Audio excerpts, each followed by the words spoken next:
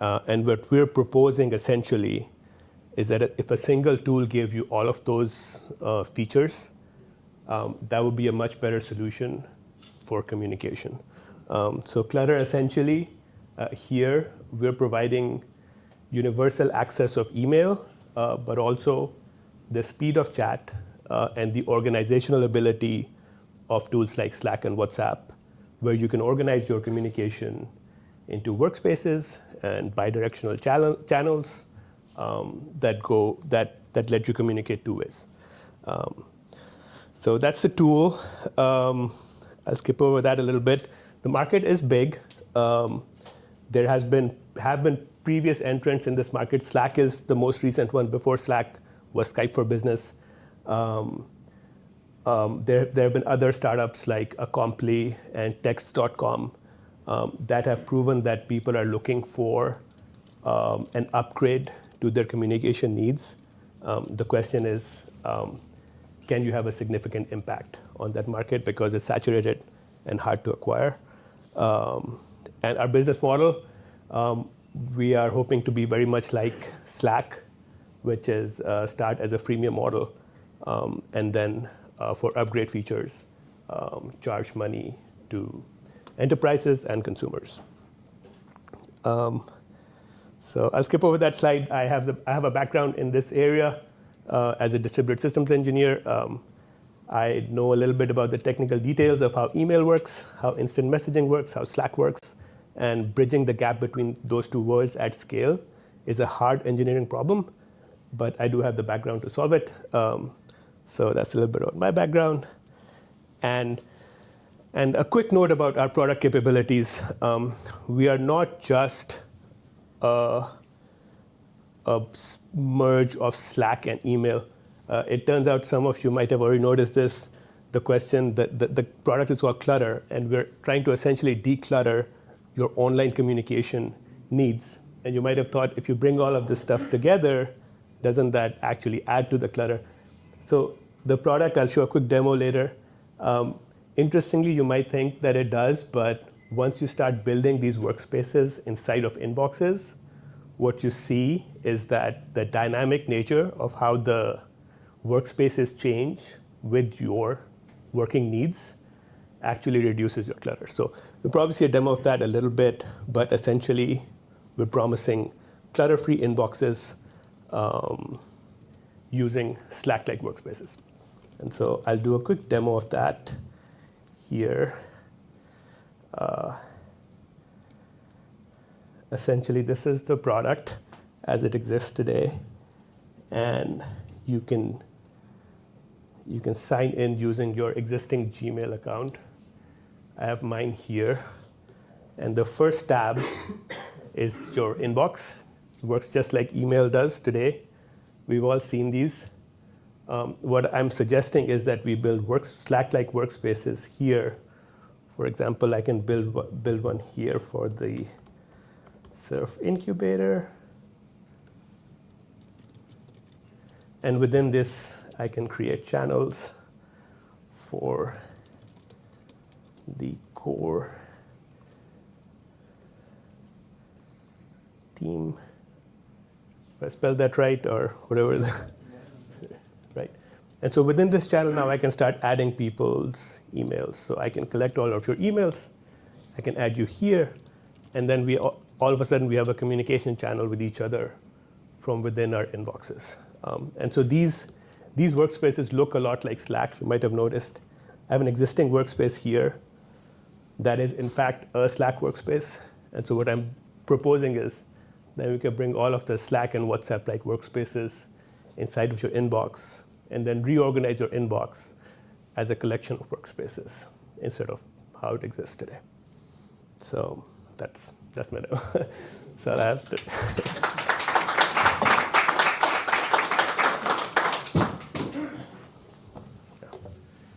Any questions? So would I respond to emails and chat right within here, but it knows where to send it back through and bring it back in? Right. Yeah. So when you say email and chat, this looks like chat, right, but everything inside of here is email. So if I add any of your email to this channel, you'll get that email as an email unless you're on this platform. So the experience is just visual, but everything behind the scenes is email. And it is instant was the other point of this, is that email generally is not instant, but here the experience is instant. So yeah. So do you do anything at the data layer behind, like moving the emails and the chat messages? Yes. So Or is it just at the UI and the middle tier? yeah, so we have a fully email functional backend that understands the email APIs and the Slack APIs that's running behind the scenes, moving all the data. Do you just read, or do you also read and make a replica of the email? Or So today we are using Gmail as the storage backend. Today we don't store any data, but we could. At some point we might do that. So it's a very Slack-like system. On the backend, yes, we store metadata, but today we don't store any data just because it's just a prototype, most like MVP. But we probably will at some point store that data as well. makes sense. One of the problems with both Slack and emails one of the problems with Slack and email is basically too much data, too heavy a cognitive load. Yep. For example, with Slack, what will happen is you'll get instant messages that'll pop up that it will respond to. The notification won't tell you what the message is about. When you're looking at your email inbox, you'll have to filter through the messages to find what you're interested in. Yep. Does your system do automatic categorization of emails or Slack messages, so that way that I can stay focused on what I'm working on, see if there are new messages in the area? Yes. So two answers to your question. One is that the categorization is the product, right? So what I'm suggesting here is that we categorize manually instead of having the AI do it for us. Once we create these workspaces, like I just did for Surf Incubator, I expect all of the inbox messages to end up in Surf Incubator, and there is an AI agent connected that will decide that. So I'm not letting the AI control everything, but it's helping in the sense that yes, it will. So there is a feature I was building, I haven't finished it yet, but you could very easily have a button here where the AI reads your inbox, decides what workspaces should exist, and creates them for you. That feature isn't complete yet, but yes, it'll be a very important feature if that answers your question. So the cognitive overload is the important part, right? Because here you can decide where to get notifications from and when to get the notifications. And I think that's a real differentiator here, as opposed to Slack, for example, where you cannot decide that. All the workspaces exist equally and you get notifications from all of them. So I'm hoping that will be solved with this, that problem. So maybe to piggyback on that question, but can the same email be in multiple workspaces? Because I could interact with you on Surf Incubator, but I could also interact about attractions in Seattle and so forth, and I want each one to fit into its channel, right, into its workspace. So yeah, you're touching on a complex issue with threading becomes very important. So if we are both on this platform, that will happen seamlessly. The problem is if one of us is not on this platform, deciding where that email should go becomes harder. So the answer to your question is a little bit undecided if one party is not on this platform. But if we're both on the platform, yes, we can have communications on multiple channels, multiple workspaces. That's solved. But I did run into that problem when I was trying to solve this. Is like if people with email, you can be on any Gmail or Hotmail or wherever. That becomes a little bit harder to solve because you don't know a new message coming in, which channel it should belong to. So that can be tricky if that happened. Yeah. Any other questions? Thank you.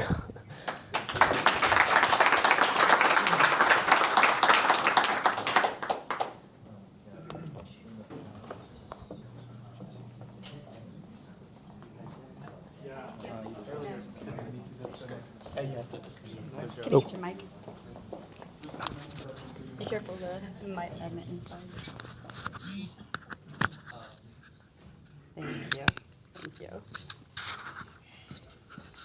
So you can either clip it or you can magnet it on, however is easier for Oh. you. Here, actually use this one. I don't know how the green light is on. Let's see how much my hair is gonna Yeah, make that's it perfect. do That's things. exactly. All right. Well, let's try remirroring this again.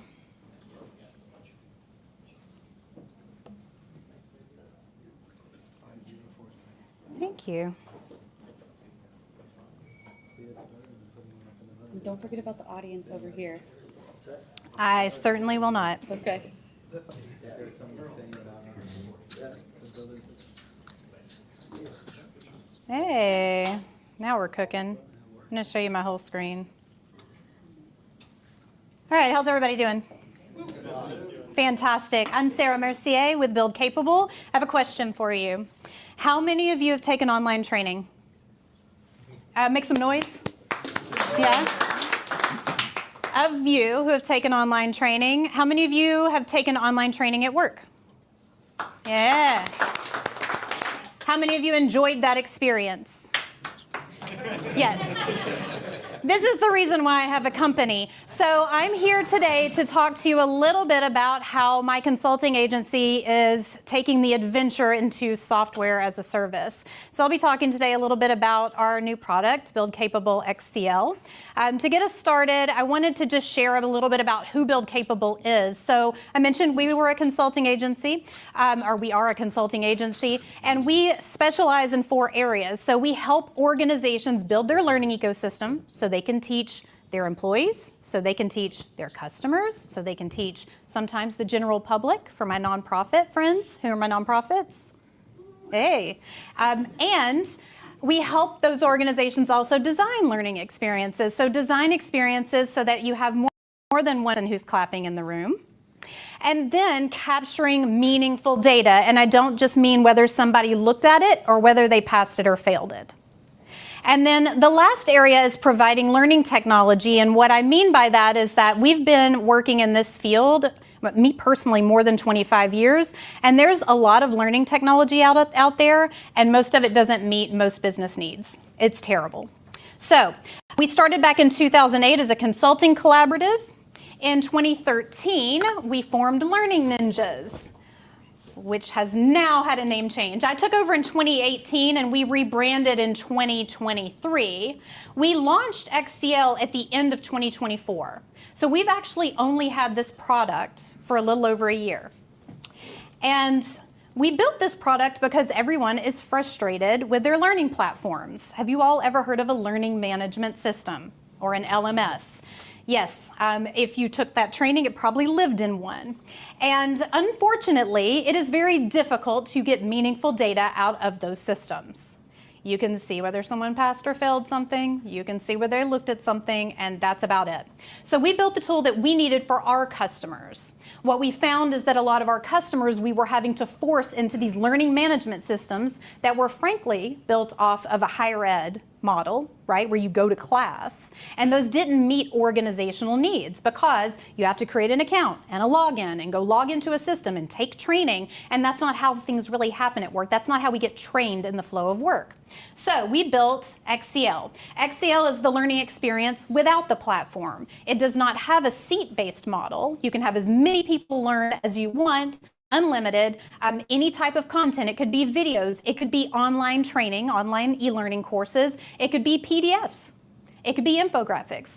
How many of those things do you get data from? Well, currently, if you're using any of those types of training content, that data probably lives in different silos. I've got video data on YouTube or Vimeo. I've got PDFs maybe in my web analytics, right? I've got e-learning might be, if I have any SCORM tracking, it might be in a learning platform, so that data's everywhere. What we do with XCL is we automatically convert all of that data to the same standard so that you can analyze it consistently across those different types of content. And we have a core commitment to make sure that this is accessible for everyone, not just for learners, but also for admins who use this tool, because we don't assume that just because you might have a disability that you don't get to be a learning experience designer or an administrator in your organization. So you can use XCL even if you use, hey. Sorry, I tried to Try to beat it. You only had like 2 seconds left. You're breaking me. One of the things that I did want to mention about accessibility before I move on is that this tool is the only learning technology that I'm aware of that exists in the whole wide world that is accessible to both admins and learners according to the Web Content Accessibility Guidelines 2.2 without any exceptions. And that is actually a lot easier to do than you might think if you start with accessibility in mind. That's enough on that. Thanks, Dr. Adams. This tool is award-winning. We actually won an award the week we were in beta. So the first week we released, we won an award for most gold award for performance support tool. And then last year at Learning Technologies, we won the gold award for the most innovative learning technology of the year. So we actually go to London in a month to go celebrate that award. We have a lot of customers that are already using this, and they are completely getting rid of their learning platforms to use this tool. As a matter of fact, I had a call with Swissport this morning, and they showed me all their beautiful analytics dashboards that they are using for folks who are working, on runways, and they're not in classrooms.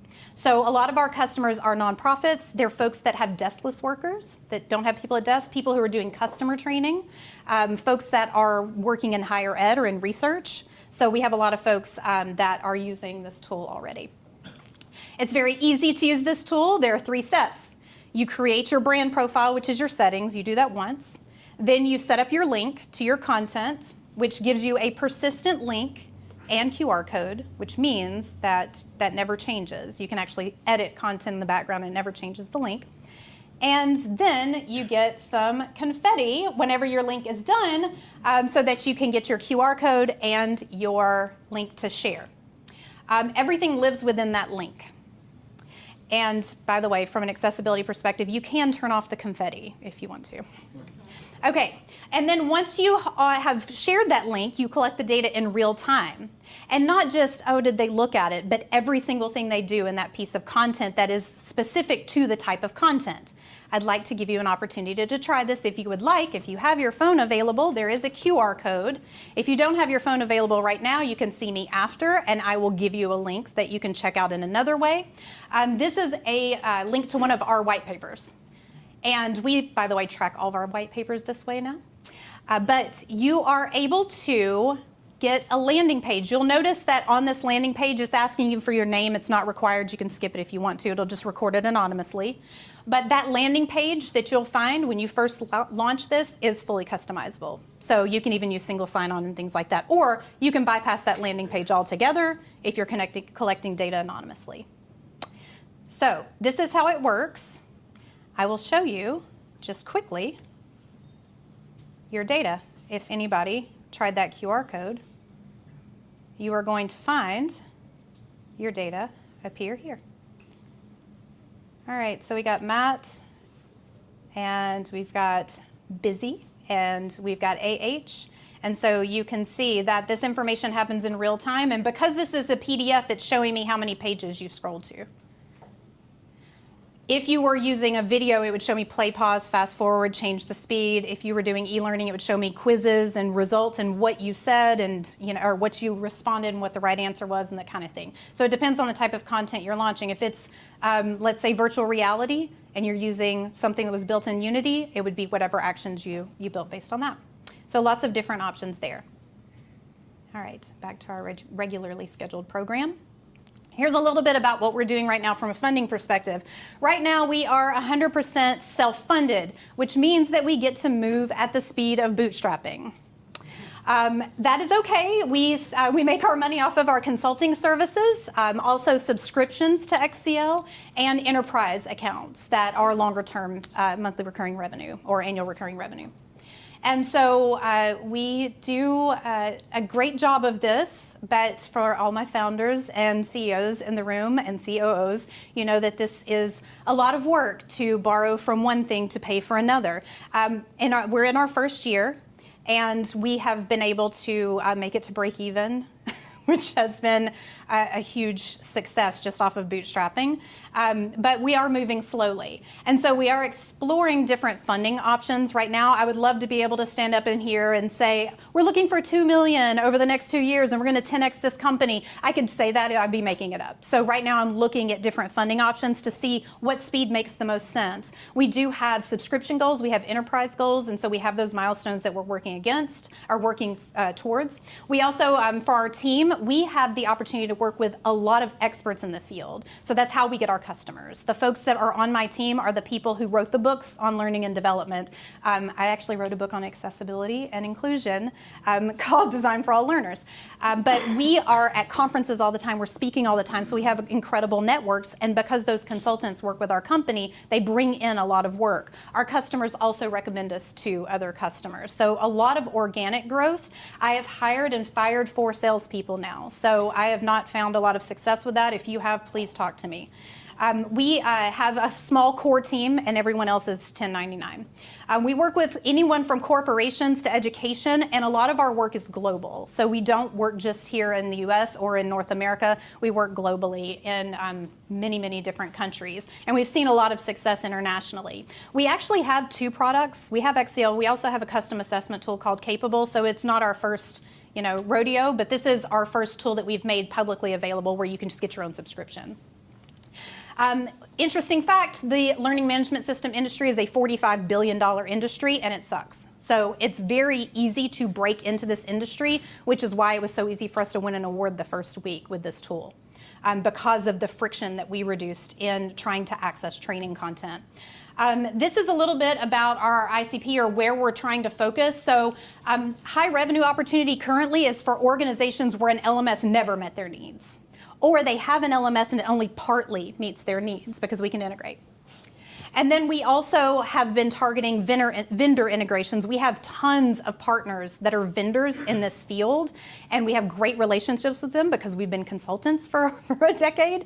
And we have lots of partnerships. We're actually announcing another one this week, where we're able to integrate with different tools and platforms and services. And we're also working on some API automations, because everybody wants to do things with AI, and we are able to provide structured, meaningful data, contextual data, to power AI automations. We also have folks like independent consultants, small businesses, developers, folks who are just doing testing that we've gotten into the system. So a little bit in our roadmap, if you're interested, we just released some things like keywords and descriptions and multi-VTTs. For those of you who are not users of the tool, which is everybody in this room except for one person with that camera in the back, some of these things might sound pretty basic. But one of the things that we've been committed to is making sure that this tool is as easy to use as possible. I have seen way too many platforms and tools in our field become enshittified because they add a bunch of crap to it that you don't need. And so, that's a real term, by the way, look it up. And so what we're trying to do is focus on solving a very specific problem and doing a good job of plugging into tools and services, other tools and services. So that is my pitch. Here's how to find us, and I can answer questions. Thank you. Yes? First rate presentation, by the way. Thank you very much. Really excellent. I wanted to ask about how much of your software is involved in content generation, or if you rely on external sources. We rely on external sources, but because of the different content types that we support, you are able to use, you can even vibe code something right now and use it. So we're trying not to get too tied to one type of content generation tool. I've had so many people say, can you please build us an authoring tool? Because the authoring tools in our field are terrible at building e-learning. But what we focused on is making sure that we support the different training standards like SCORM 1.2, 2004, XAPI, CMI5, making sure that we're supporting standards and then building profiles around that. And then we convert everything to a consistent data format. And we do that work for them so that it's all in the same format, which is XAPI. And one last comment. It would seem that an authoring tool, that the content that you're handling is really not that complex, wouldn't be that much of a lift. It's not, I know. And if I had enough money, then I would consider it. I actually have a colleague who just got, he was part of the layoffs at, what was that recent layoff down here? Starts with a B. Block. He was part of that, and we've been actually talking about what would it look like to go down that that path of building an authoring tool. I would love to. I'm trying to stay really focused on what this tool does right now, and we've seen a lot of success because a lot of folks already have authoring tools. Like, I mean, you have a video tool on your phone, right? So I'm just trying to get people to use the tools they already have, but also, yes, you are absolutely right. I would love to build one. Yes. So do you instrument the content, like if a customer comes up with their own content? Yes, yes, we do. That is part of where our company started, was to build training for organizations. We actually started as a collective of consultants that were doing give back products for nonprofits. We are extremely mission driven. And so we do a lot of work with nonprofits. We have a pro bono budget every year where we give back. That's where we started working with Leave No Trace. Y'all probably heard of Leave No Trace before in national parks and state parks. We build all their tourism courses, but we started that through a pro bono give back relationship, which now is obviously they're one of our customers. But we do support a lot of nonprofits in their training and growth. What's the onboarding process if you're not part of the platform? Oh, it's actually very easy. So we have the discovery call, just a short discovery call to see what's. I meant the content, like if they have like tons of content, like videos, audios, Yeah. Text documents. Uh-huh. So how easy is it to onboard? To onboard to XCL? Oh, so we're actually a little bit snarky about this. So we've actually had no one ask us for customer training on our own tool. Everybody has been able to just run with it themselves. We have online tutorials that are all accessible so that you can go through and do it on your own, but this is literally the simplest tool. It's the simplest tool I've ever used. But we have consistently had people come to us and build all kinds of incredible stuff without needing any customer training, but we do have online tutorials. And a contact, mechanism so people can contact us if they run into any issues, but it's been pretty simple so far. Great question. Yes?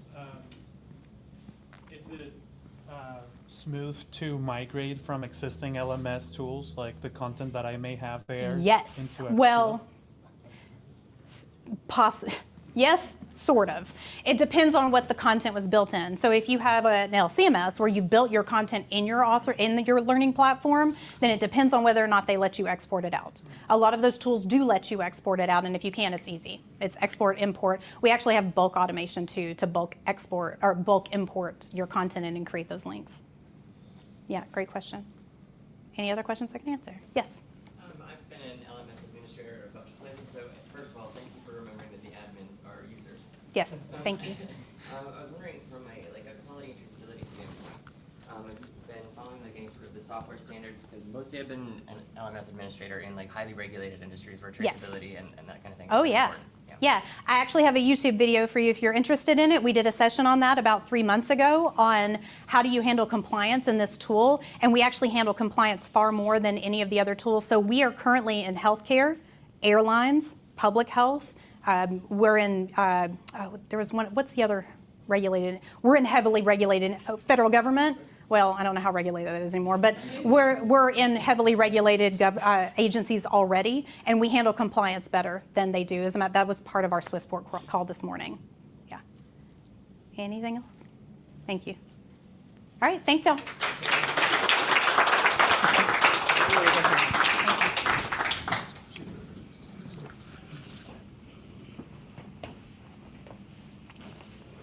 And also, by the way, thanks for just allowing me to do this. I wasn't planning on it, and so it's a great opportunity to practice and get your feedback and your questions. So thank you.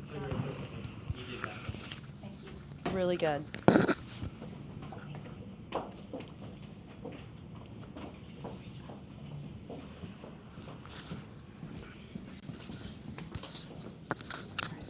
Can you either clip it or do a magnet? Probably clip with your collar there. Yeah, let's throw this bad boy. All right.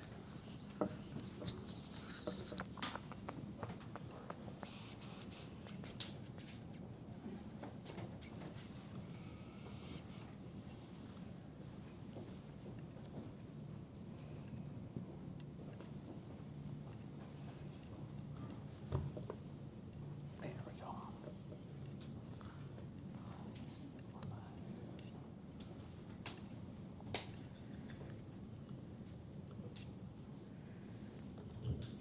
Okay. So I want to start out by asking a couple people favorite ice creams. Just Coffee. coffee, all right. Rocky Road, pistachio. Okay, those are all great options. Too bad you're all getting rum raisin. This is what happens with every employer in the United States.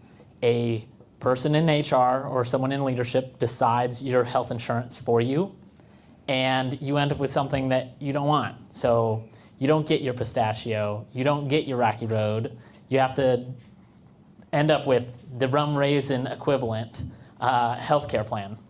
So that's where Benefix comes in.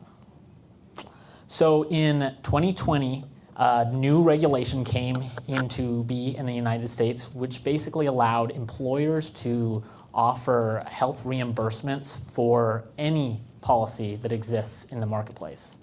This is very useful for you because that means that now you can have effectively customizable health insurance or customizable insurance plans.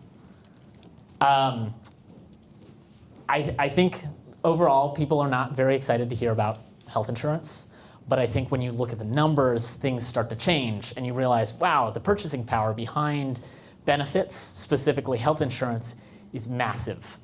In the United States, it equates for health insurance, employer-sponsored health insurance, it's close to $1 trillion with a T. That is how much your employer is contributing to your health insurance if you work at an employer and get health insurance through them. There's very limited options. So on average, people have under 2. Usually you get 1, maybe 2 options for health insurance. And people are pretty unsatisfied, overwhelmingly, which is very frustrating, obviously. It's the second reason behind actual cash compensation why people do not stick with an employer. It is health insurance options. Huge workforce. This is a massive, massive group of people. It's the workforce in the United States. Many of them are eligible for health insurance. So we created Benefix, this platform. Basically, it is native with this very complicated piece of compliance and regulation. We also allow brokers to sell the ICHRA policies directly. Now, this opens the doors for a lot of brokers. And it's a lot of employer simplicity. You, as an employer, couldn't set up plans like this. This is far too complicated to do by yourself. There's a lot of places you can misstep. Your fines of $10,000 a day for a misstep around this space is not something you want to mess with. And that's where an ICHRA platform like our own comes in. So we have a very experienced team. We have a deep background in HR and a deep background in individual insurance marketplaces. It is definitely a place you want to have good technology, but understanding the nuances of it is also very important. Again, like I said, the space is massive. You have more than $1 trillion spent in U.S. employer spend for health care. We primarily focus on small businesses. These small businesses typically range from the just under 50 to just under 200. The reason why this is an important number is because that's when federal regulations kick in and require you to offer health insurance, and this can be a death blow to some small businesses because when you're federally required to offer health insurance, it can be very costly. ICHRA plans tend to be about 30 to almost 50% cheaper than traditional group plans, which is a big deal when, again, you're talking about the costs of health insurance. There are few other items on your budget that can go up so much year over year. Just last year, we had an employer come to us, 100 employees, 1 employee got very, very sick. Their rates went up 40%. Of 100 people, 1 person caused the rates to go up. With ICHRA, the risk pooling is actually spread out across everyone on that plan. So it's pretty cool because now your rates only go up a couple of percent year over year. Big deal for a small employer. Our model is actually based on our PEPM alone. This, again, at scale is very effective. And then we use the established books of business from brokers to generate our sales. So we are purely a tech platform, which is really nice because that means we can focus on doing what we do really well, and the brokers can drive the sales for us, which is very effective. There are players in this space, and they've invested a lot of money into this. There's close to $100 or $500 million invested into ICHRA. Again, this is a very niche type of health insurance offering, and many of them go direct to the employers. The short-sighted side of this, however, is that they overlook the brokers who have established books of business with employers, and overwhelmingly that is the case. Today, an employer goes direct to the broker. So very, very cool to come into a space and understand that there are options, and this has been proved, so it's not necessarily this over or insurmountable problem, but it's also pretty exciting because I think there's lots of opportunity. Again, why now? It's people want to have more choice. They are seeing how expensive their costs are, and the fact that we can offer pre-tax is a big deal. I mean, if let's say you pay as an individual, you pay $10,000 a year. Let's say you have a family, so you're paying $10,000 a year towards your family. That can be tax-free, $7,000. It's a big deal, and it really impacts small employers specifically and employees of those small employers. Everyone wants benefits. I'm happy to answer any questions. Insurance, it's definitely not a flashy thing. I never thought I would nerd out on it, but it's actually super fun, and I think it's very rewarding too, because you see people who are struggling with getting healthcare, and in the United States, healthcare is incredibly expensive and it's incredibly hard to predict. So it's been super fun. Anyway, thanks all.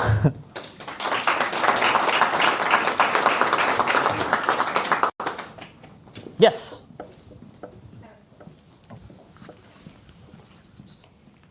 So my team currently gets our benefits through our PEO, which is JustWorks. I like a lot of things about them. How does this compare to a small organization who's getting their benefits through their PEO, which, by the way, is astronomically expensive, and I don't think it should be? Is this something that you would recommend using in addition to a PEO or instead of? It could be.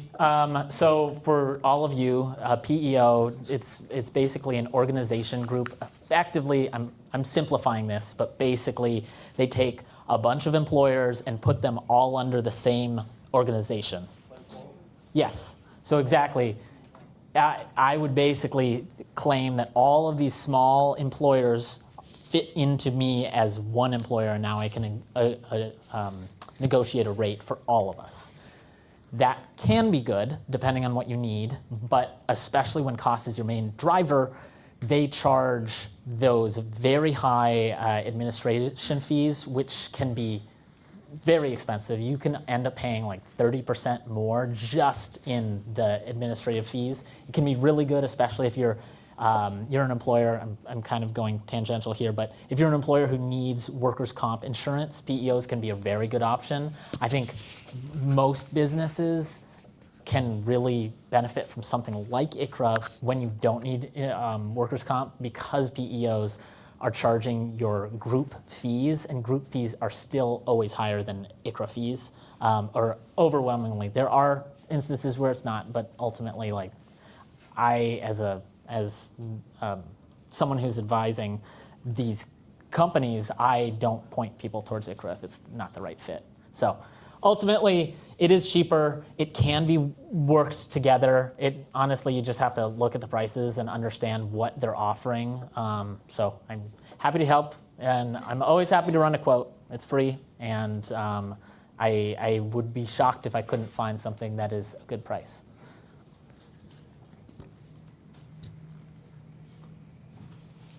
Yeah. Cool. Thanks.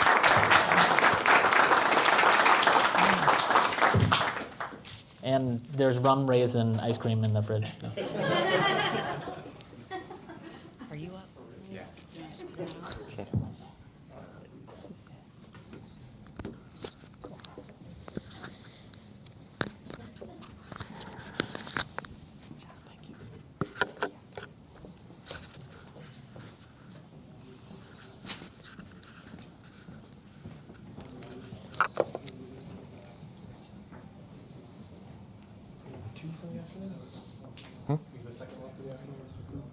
No. I'm one of the ecosystem partners. Oh.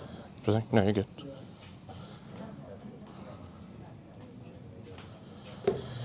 Hello, everyone. Let's go. So my name is Matt Fogarty. I am the founder of Cherry Willow Apparel and Cherry Willow Technology, part of the core team ecosystem. And I'm going to share a little bit about my story and working with my co-founder David on starting Cherry Willow and Cherry Willow Technology and kind of how it's evolved over the last couple of years. So first off, just was my first time in Seattle. Surf Incubator has been, thank you, appreciate the welcome. Surf Incubator has been an amazing space, and the weather has been pleasant. I mean, it beats the hell out of Chicago right now, so I love 50 degrees and sunny. It's perfect quarter zip weather. So just a little bit about Cherry Willow. This is our website here. So we are a nonprofit apparel organization, registered 501c3 in the state of Washington, as a matter of fact. And our mission is to support the unsheltered or people experiencing homelessness. So what we do is we create wearable advocacy campaigns to help address misconceptions around homelessness, while also increasing the awareness of the people. So when you look at people experiencing homelessness, oftentimes they feel invisible. They get walked past hundreds, if not thousands of times every day. And they're unacknowledged. And so one of our phrases that I came up with is humanize, not otherize. The otherization of the population of people experiencing homelessness is psychologically what allows people to continue to walk past. We're like, oh, that's not me. That's not my loved one, my neighbor. When that person is you. It very well could be you. We're all the same. And so I speak a lot about light. I deeply believe that there's light within each of us that we were meant to shine on this world. But due to how people are valued or not valued rather in society, unless they're capable of creating a profit, the people experiencing homelessness don't often get an opportunity to shine their light, or their light has been dimmed, or whatever the case might be. And so working with that segment of the population has been really eye-opening. The background here was from last July. I biked from Sacramento to San Diego. That was 715 miles. We did it in 9 days. And the reason I picked that route is that 7 of the top 14 cities with the highest number of people experiencing homelessness in the country. And so what we do and how we've kind of evolved is just from being a direct-to-consumer brand, so thanks to the incredible work of Shauna, who's our Director of Impact, and Dana, our Director of Compliance, a couple of team members here. We now work with over 60 nonprofits, and we give them an opportunity to use apparel as a fundraising tool, but then also as a marketing and a branding tool. So does anyone have a guess on how many nonprofits there are in this country? 20,000. A little higher. 1.9 million. Nonprofits employ about 10% of people in this country. And so nonprofit industry is huge, but there's a large problem where the people that receive the services from the nonprofits, they understand the value, right? Because they're receiving the services. But the communities in which those nonprofits operate aren't often able to connect the value that nonprofit brings to the people in that community that aren't receiving direct services. And so what we do is we consult with the executive directors, the founders, help to understand their mission, and then we create wearable advocacy campaigns to give to their volunteers, to their donors, to their staff that spotlights the mission, and then it's a conversation, right? Like in the digital world, we're all able to connect from wherever we are across the country, but then we're also disconnected from the person right next to us. And so that's the cool thing about apparel is if you have an eye-catching graphic, a thought-provoking statement, now you've started a conversation, and then you can tell a story. The storytelling side of things is what is really important because the story is where it evokes emotion. And emotion is what's going to drive that decision. And so that decision to support a nonprofit or not is very simple, and it's based on trust. And trust, as Jesse knows, comes from visibility and authenticity. And so that's the work that we do with nonprofits, is just to help them operate with more transparency in the open and help people in the community understand the benefits of having them there. One story I'll share, I recently interviewed quite a few people experiencing homelessness through a warming center that I'm a part of their marketing team. And one story that a gentleman shared with me is that he had a friend that was homeless and they were considering suicide. And all it took was one person stopping and just having a conversation with him. Didn't give him any money, just a little bit of their time, acknowledging the humanity of it. That changed that trajectory of that person's life. They decided not to go through with the suicide. They're making steps and connecting with people, and so that one act of kindness saved a life. And so I think most people in this world, they want to do good. They want to feel a part of something good, but they oftentimes don't know how, or maybe they don't feel like they can make a difference. And so what our work is with Cherry Willow is to show you that there are things that you can do to make a difference, even if it's something as simple as just stopping, introducing yourself to someone experiencing homelessness, and asking their name. That act alone, could save a life, and again, could alter the trajectory of someone's life. Now, as we've operated as a nonprofit, we've noticed that there was a lot of other gaps in nonprofit world, particularly on the technology side of things. So what we've developed is Cherry Willow AI. And people that operate in the nonprofit space are all very passionate about the work, but there's a lot of siloed data, there's a lot of information and systems that don't operate properly, and these people are already dealing with really heavy work. So now adding an administrative burden, that just increases the level of burnout in an industry that already faces a significantly high level of burnout. Nonprofits also, because they're mission-driven, they're also not compensated to the level that if you were doing the similar thing in a for-profit entity that you could do. And so that's what, being a part of the core team ecosystem, Rick, you saw present earlier, he's been helping to support us to get access to capital so that we can continue to grow our mission. Marcus, who also reported earlier, we're working to acquire a production facility in Colorado. He actually just texted me earlier today so that we can take full control of the order cycle, and then also as we grow, hopefully employ people that have experienced homelessness in the manufacturing of the material. So on the front end, you're not only advocating for these people, but on the back end, you're also providing workforce development opportunities, and again, enabling them, empowering them rather, to be a part of a solution. And so that's what Cherry Willow technology is about. It's about helping to automate workflows, to customize for the specific use cases of these nonprofits, many of whom are not extremely tech savvy most of the time.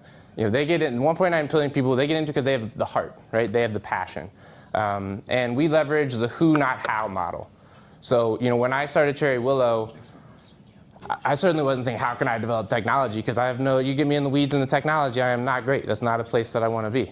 But I know I connect well with people, right? And I know I can help tell a story.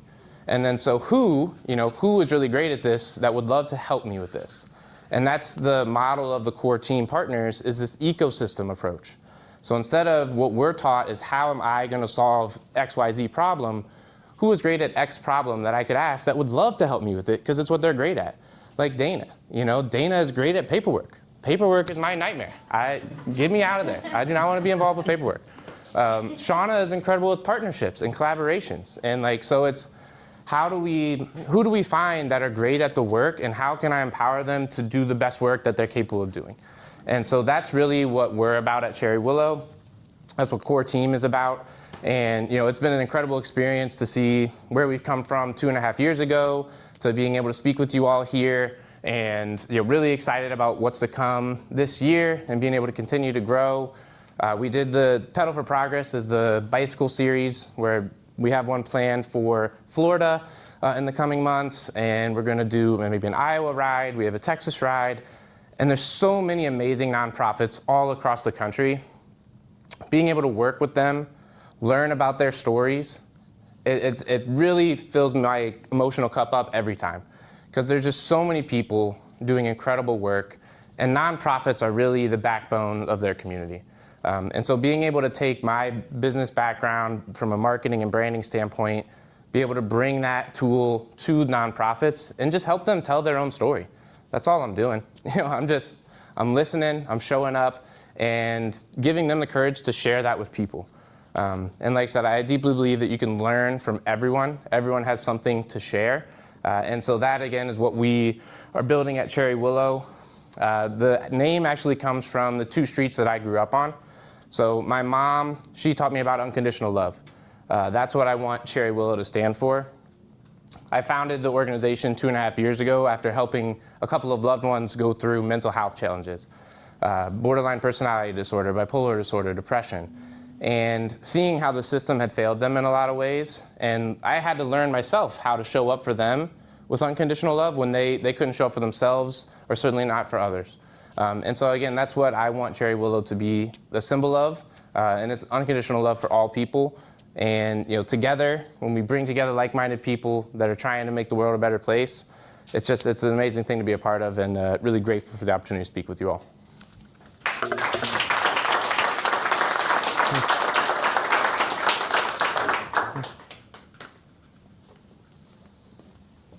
just wanted to say, I really love what this brand stands for. It speaks loud, so loud that you don't need a mic.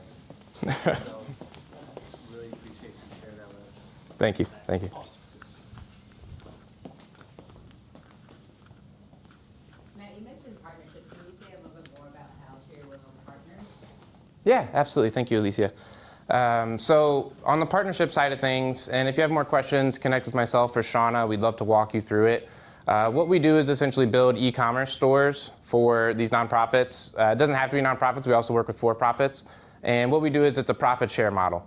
So we stand up the e-commerce shop. We handle the burden of the fulfillment, all the logistics that go into running an e-commerce shop.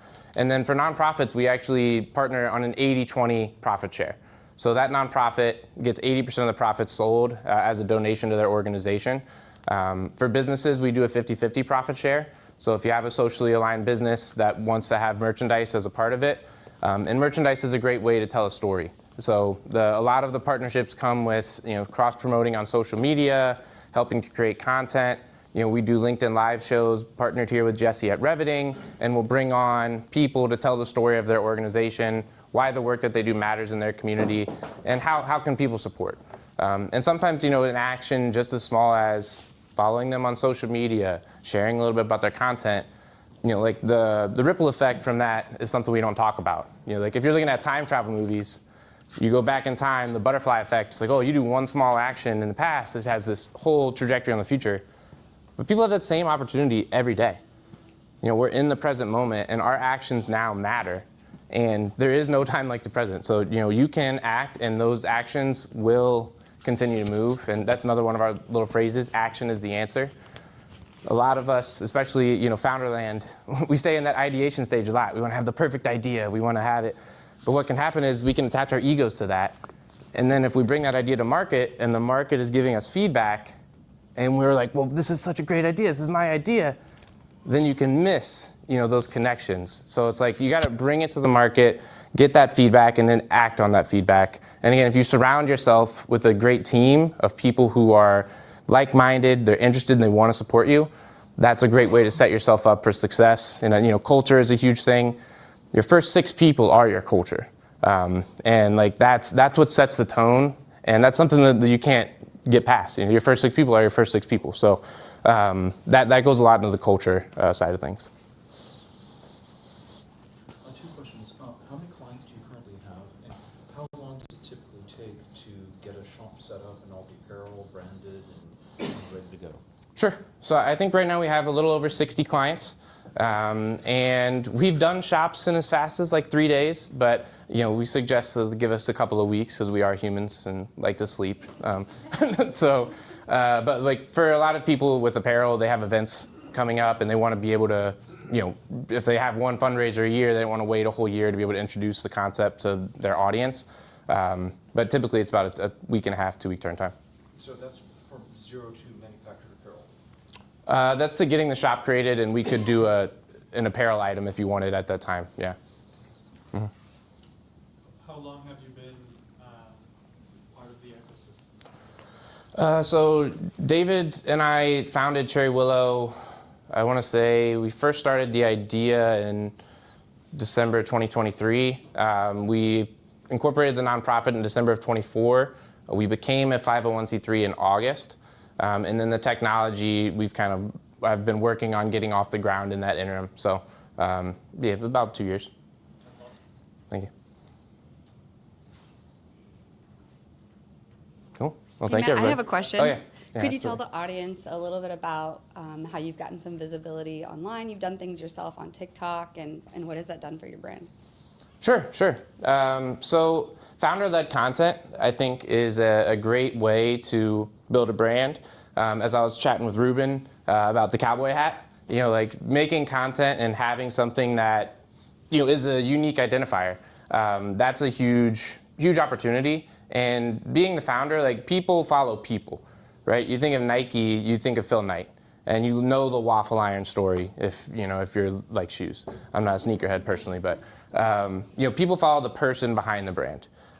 Skims, that's a great e-commerce brand, but it's the Kardashians. Like that's the people follow the people behind the brand. So when you're sharing on LinkedIn or TikTok or whatever platform, it gives people an opportunity to see who you are and what you're about.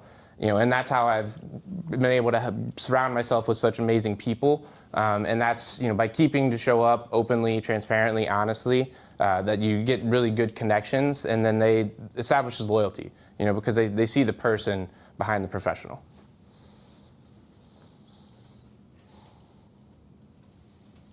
Cool. Yep, go follow Matt. All right. Thank you.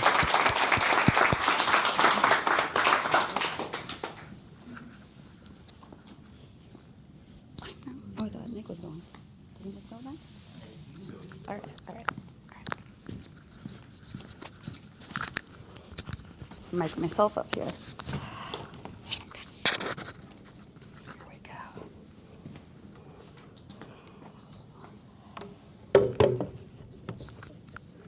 So what do I plug in here to get the screen going? It's right here. Oh. Top right corner of your. It's wireless. Oh, nice. Unless you have sound. It's Bluetooth? No, the screen mirror one should be like the little. Share your screen. Here. It's like you don't have it up there in the.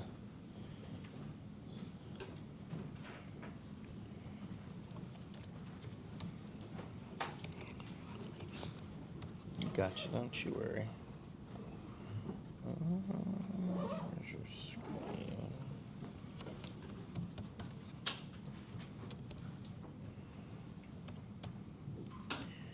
Yeah, it should be under displays.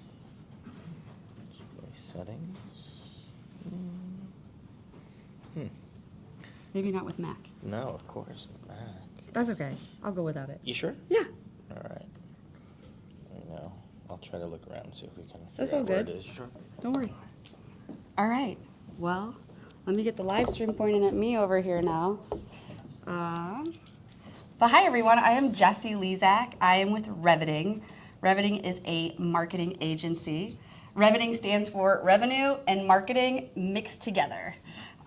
Before I ran my own company, starting 3 years ago, I was a chief marketing officer at a data exchange platform.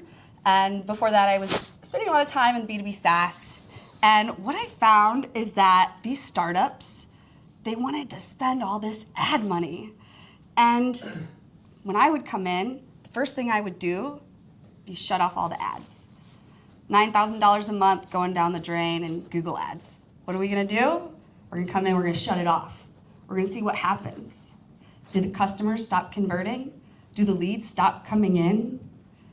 It's a really good test. I've done it twice. Nothing changed. There was $9,000 a month on one, $15,000 a month on another. Spam, garbage, junk. The number of customers converting maintain the same.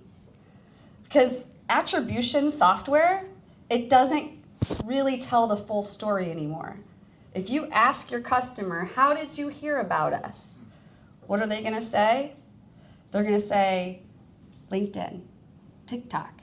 I heard you on your podcast. I heard you on Instagram, and then I saw you at an event. Did your attribution software catch that? No, it didn't. But what it did catch is they went on Google after they met you, and then it came in as organic. So the CFO is gonna look at that and call that SEO, but it's not. So that's the first thing that I want to have all of you keep in mind, because we're going to be talking about going live and building your personal brand. But the hardest part about that is the data. You can't trust the data. And we got a lot of tech people here, see some finance people, some numbers. I've had to deal with some CFOs, and they want to, come at me about how much money we're spending on LinkedIn Live, how much money we're spending on podcasts. But guess what you do? You put a question on your web form. How did you hear about us? And then you know what? You start to see LinkedIn, deconstructing data, the name of the podcast, LinkedIn. Okay, well, they clicked your ad, and they came in through the ad, so it looks like the ad worked, but really they said they heard about you on LinkedIn. So I want you all to remember that. You're going to see your attribution software. You're going to look at these marketers. You're going to look at the people like me in our pink jackets and be like, you're irrational. This attribution software told me it all came from the ads. And that's okay. You can fire me. That's cool. Bye. But guess what? Social media isn't going anywhere. And I'll tell you what. You are all going to want, at some point, to be like, I just want those ads to do the work. And I do too. But guess what? That's just not the age we live in anymore. Ads do things. They do. There's a certain point when you know exactly who your customer is. You have a whole bunch of customers. You know who your audience is. You know what your message is. Then you go throw $10,000 a month. But not before. You're going to waste it. All right, so let's get into how do we do this. So opportunity doesn't create momentum. Many of you are going to walk out of here with some big opportunities, some money. And you know what? After that, after you get that money in your pocket, what are you going to go do? You're going to go put your head down, and you're going to get to work. But what do you really need to do? You need to get visible. Nobody knows about you if you are not visible. I am a soccer mom in my 40s from the middle of Ohio. Do you know how I met David Gray? I was posting every day on LinkedIn. Some guy I met named Nick said, hey, Jesse, you should meet my friend David Gray. How did I meet Nick? Nick showed up to my live stream. Well, live streaming on TikTok, how many of you watch a live stream on TikTok? So live streaming on TikTok is changing the economy for B2C. You see people watching live stream on TikTok, and it's the new QVC. This coat actually I got for free on TikTok, and all I had to do was make a video of it. And then I made about $600 on commission just from this jacket alone that I got for free. So that's the type of tangible products they're selling on TikTok for B2C. For B2B, they're still ignoring live stream. TikTok, oh, that's flashy. And to a certain degree, yeah, for B2B it is. But where B2B is really succeeding is on LinkedIn. And the CEOs and the founders, they all I think I need a podcast. Yeah, B2B, we need a podcast, right? Yes, you do. But if you just make a podcast, you gotta go market the podcast. So how do we kill two birds with one stone? We go live on LinkedIn. And in the age of AI, where everything is made up, there's deep fakes out there, there's, it's crap. But when you show up live as the face of the brand, and your audience knows that you are consistently showing up live, where they can ask you questions, they can listen to what you have to say, it's a little different. We're talking about building trust here. So TikTok, it's a little different because, you like my coat, you might just click to buy it. B2B is a little different. We gotta have thought leadership. We've got to educate our audience. Sometimes they don't even know they have the pain that they have. So you start showing up on LinkedIn and you're going live. Most people don't think about live on LinkedIn, but it's the only way you can get long-form video content on LinkedIn. And so you take that live stream, and then what do you do with it? You chop it up. You get the founder, show up one time, talk, chop it up in clips, distribution. Distribution is gonna be your best friend in this economy. And the way we market now, if you just create new content all day long, you're not gonna build a business. You need someone who can record you as the founder, maybe once, and do a million things with it. So your job as a founder is not just to build a company. Your job is to make sure people understand what you're building. So how do you do that? Well, you gotta be a broken record a little bit. When you're good at marketing, you are a broken record. So when I come to events like this, what I like to do is take away actionable little tidbits that I can actually use in my life. So this is what I want to leave with you all is I want you to take this away. What is the one word you want to be known for? Period. This is the beginning of your content marketing strategy. Start thinking about it. What is the one word you want to be known for, your audience? And some of you are going to be like, I want to be known for strength. I want to be known for credibility. Everybody wants to be known for that. What's something that is uniquely you? That a word that would be included in every one of your posts? Let's start there. Think about it. Anyone want to shout out what's their one word? Anyone ready? Nick, I see you. You're thinking. Okay, not just one. Vibes. Vibes? Yes, that's the name of your company too, right? But what does that tell me about your company? That doesn't tell me that you are connecting contractors with people. When I hear vibes, I'm thinking, okay, so I'm on Vibe Code? What is this? Is this new Lovable? So I'm just challenging you all. So my one word is live stream. That's what I want to be known for. I'm a live streamer. So I want you to continue to think about that. So, because right now, if I ask 10 people what you do, most of you would get 10 different answers. And that's the problem. So clarity is what's going to build trust. If I'm confused, I don't trust you. Because if I'm confused, why am I going to buy from you? That's strange, you know, like that, you're tricky. You're tricking me. But when I'm clear, then I understand. So good marketers, good founders, you sound like a broken record. You have your one word. Okay, so here's the next thing you're going to take away. What are your 3 content pillars? Those are the 3 things you're going to post about. Each pillar you can write about 1,000 different ways. And that's it. You don't write about anything else. If your pillar is apparel, we're talking about apparel, we're talking about homelessness, and I don't know, Matt, what's your 3rd line here? We got something else there. What is that? Housing, I love that. All right, so then what Matt's not gonna talk about is the environment. Matt is not an activist for maybe he is, but online, what he wants to be known for are those 3 things. So this is where a lot of people start to get confused, is they'll just be like, this isn't working. I'm not getting any leads from all these posts. Well, what's your message? What are you telling people? How are they remembering you? And the other thing you have to remember about getting active on social media is you have to have a strategy. It is not going to work if you don't have a strategy. It's also really good to know your product market fit.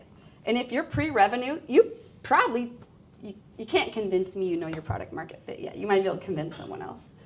But once you start putting yourself out there and you start to learn, you'll refine your message because you'll start to see, oh, this is what resonates with those people. This is what resonates with these people. So you gotta just take messy action. 3 content pillars, 1 word, messy action. That's the problem. If you wait and you're gonna be perfect and you're gonna be polished, I'm too scared to post. Oh my gosh, my grandma's gonna see this. Oh my gosh, my neighbor's gonna make fun of me. Oh my gosh, the haters are gonna troll in the comments. Oh, that one lady, I'm not gonna post this because she's gonna see it. Yeah, that's really how my biggest sales objection that I get from founders is imposter syndrome. Founders are scared to go live on LinkedIn. They're scared to be visible. Visibility is your key. So I guess I don't have my slides, but I had some numbers I was going to show you specifically about LinkedIn. LinkedIn has over 1.2 billion users globally. Over 300 million people are active every month. There are tens of millions of companies on that platform. But here's the part that should really wake you up. Only a tiny fraction, 1% of the users, are posting consistently. So if you show up and you're not afraid to post, you're gonna be visible on LinkedIn. And I say LinkedIn for B2B, definitely, but it is for B2C too, because guess what? That's where all the decision makers are. They're on LinkedIn and they're lurking.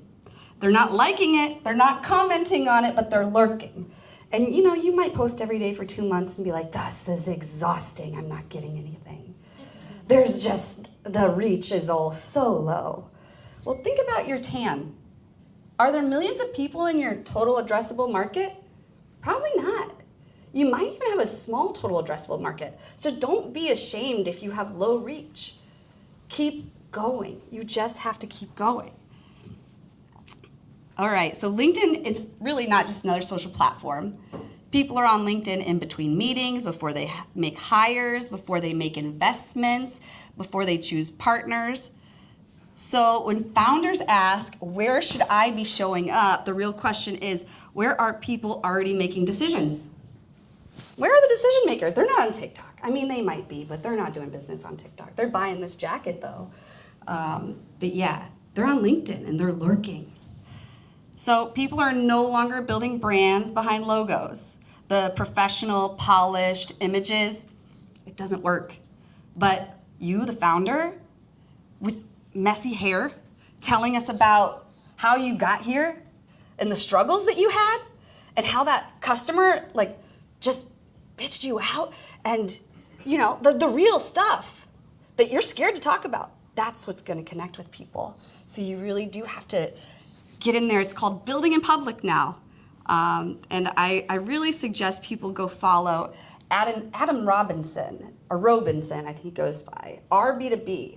He puts his P&L on LinkedIn.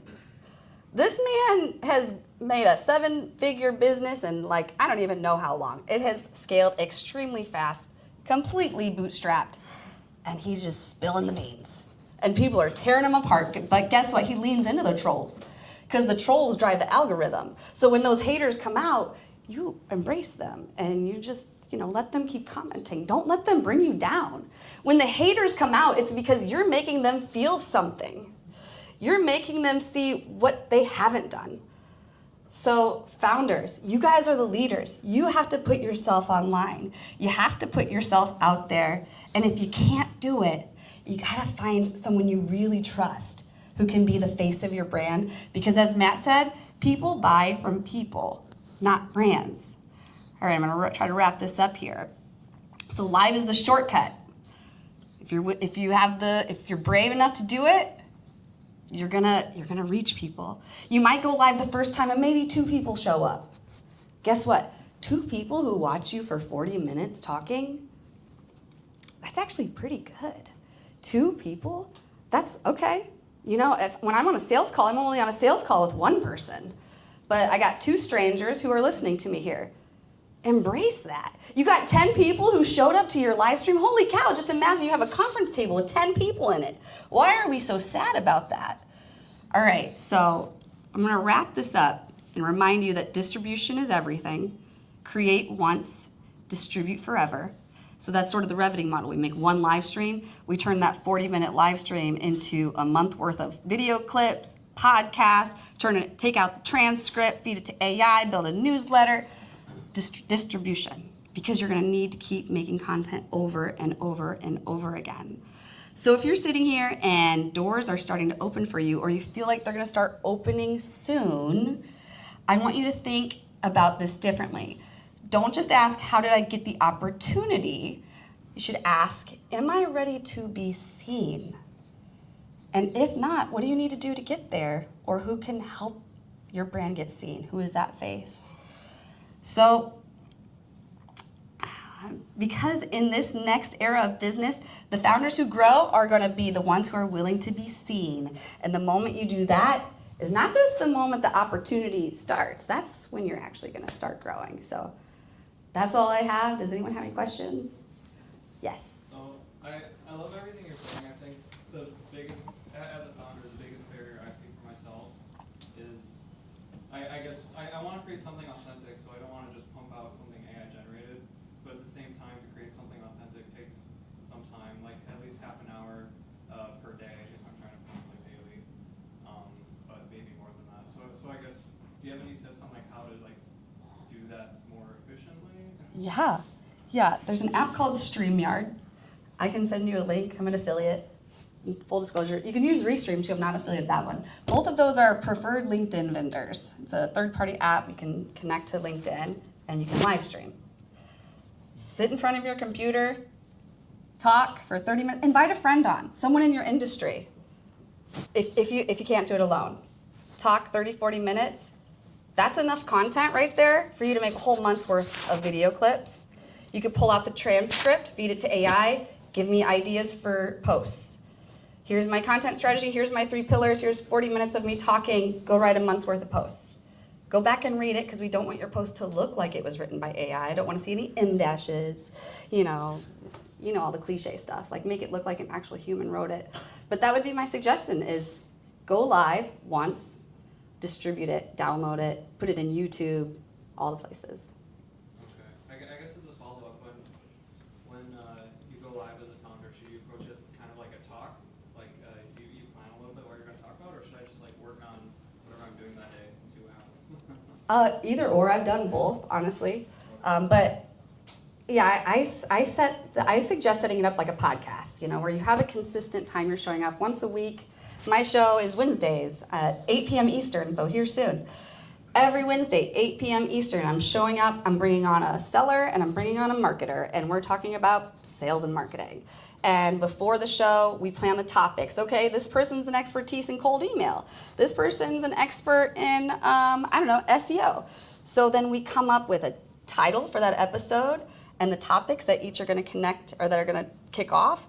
So there is planning that goes into it a little bit because you do want it to still fit within your content post. Remember, you want to be a broken record.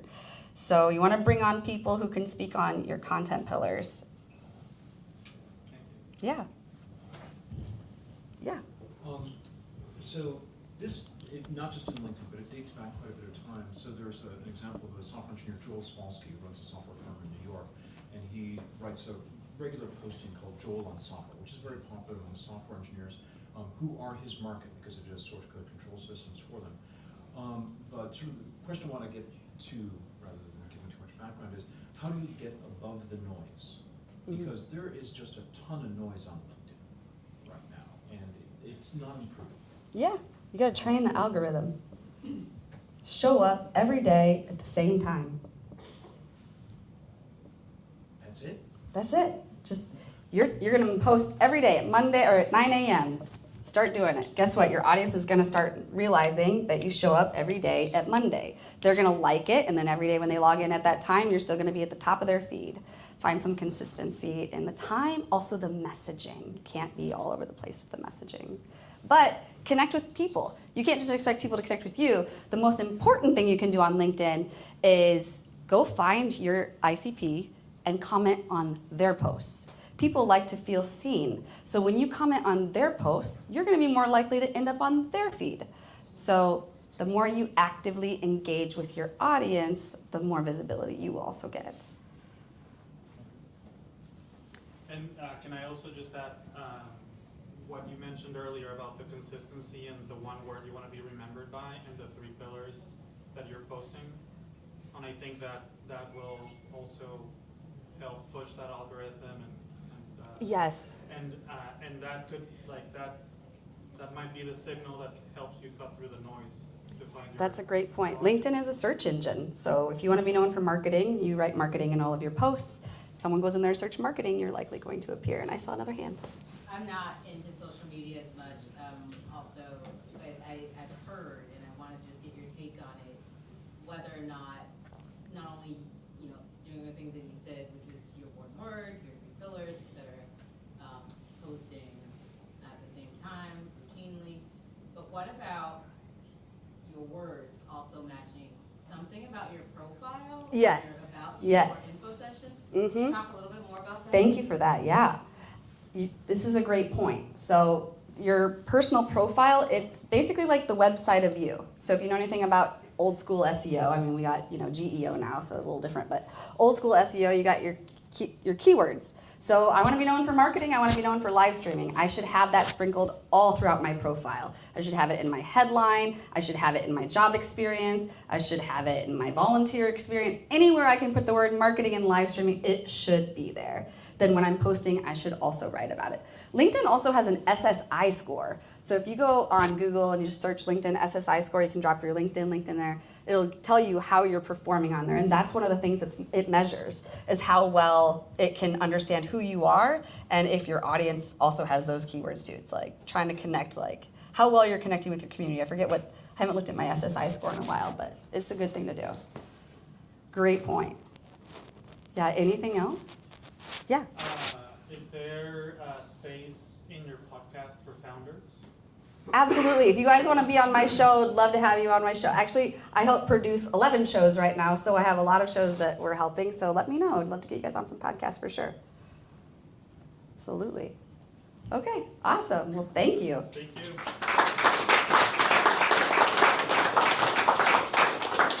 I think you're next. I'm next, yeah. All right. Okay, everybody stand up, stretch for 30 Yeah. seconds. Just stretch. Get up for a second, stretch while we get this set up. There you go. Big stretch. There we go.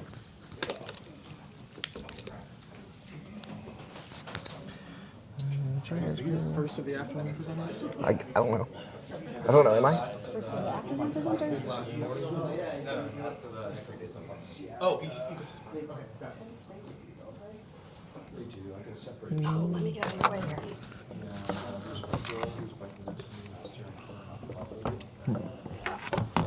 How do I do this?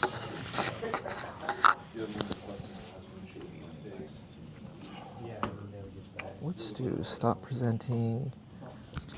Present. Present this time.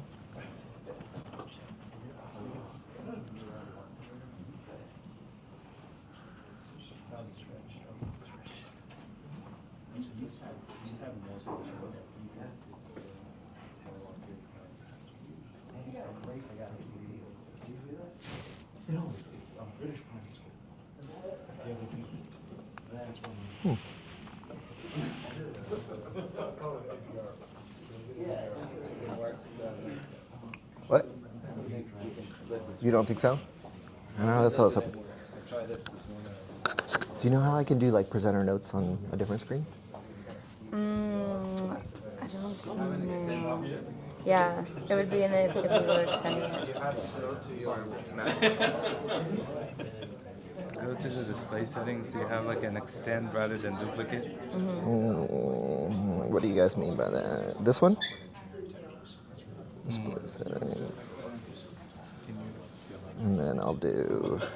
I'm a Windows person. Do you have your phone? Yeah. I would use your phone. I don't have Prezi on my phone though. I don't think. Get it real quick. I know, right? Log in. There you go. There's your phone. There it If is. I had my iPad, I would let you use my iPad. I don't have my iPad though. Unless you want me to grab my MacBook. That's all right. Okay. It doesn't connect to MacBook. Prezi? It did, when I was trying it. Oh, I meant the, he's trying to see his Prezi notes for like the just. Great idea though, literally everyone was like, yeah, great, stretching.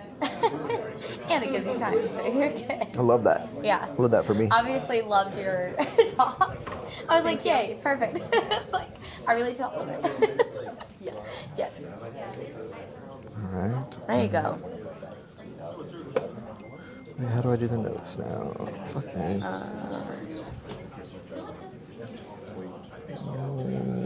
Boop, boop, boop. It doesn't give me the notes. Back up. Keep offline, share, start remote. No, don't delete it. Oh my god. Why in the heck are your notes? What if you use this for your presenting notes and then this for your just clicking through it? Swap it. What? Because this is connected to this, right? Oh, you mean What if you connect swap this it? one? Connect that one. All right, let's try that. No. I don't know how to disconnect it. Okay, so. All right, how do I do this here? Windows link. Screen mirror. Do you have to disconnect this one? Probably. Here, wait. Yeah, take me off this one.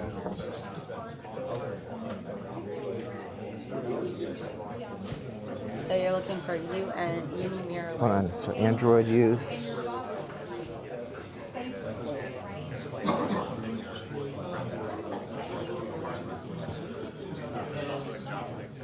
Which one is it? Smart View.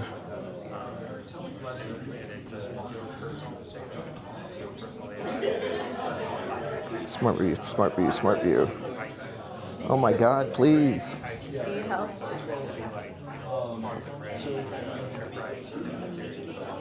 Smart. View.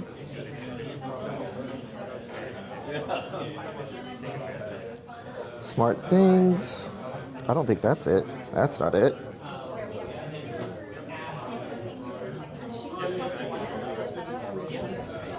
You know, that would have been nice.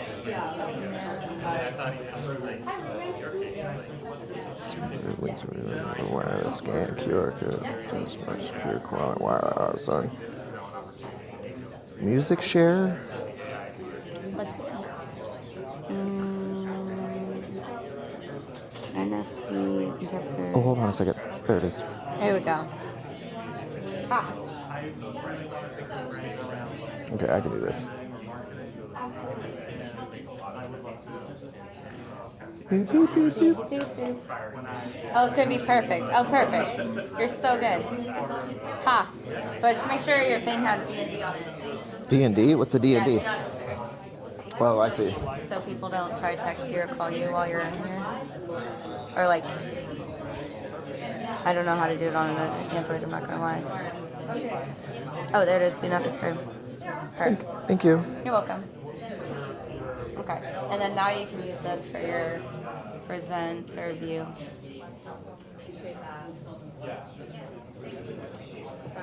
There you go. Huzzah! Huzzah! I said coaching. I figured it out. Ready to go back?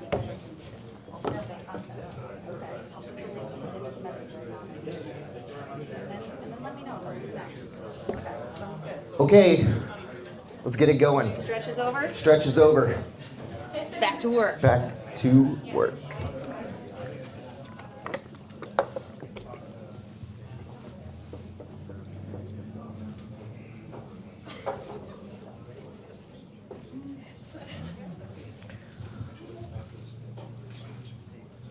So I'll get started in 3, 2, 1.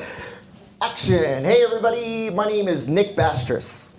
And for those who don't know me, I am building a multi-million-dollar national brand that is soon to be a household name across the country by the end of this year.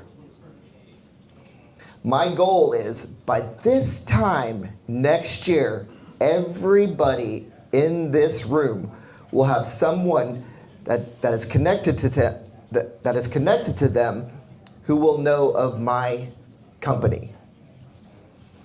You may say, Nick, that is a pretty lofty goal, especially since you haven't sold a single lick of product and you don't know who I am and you don't know my company or what it does.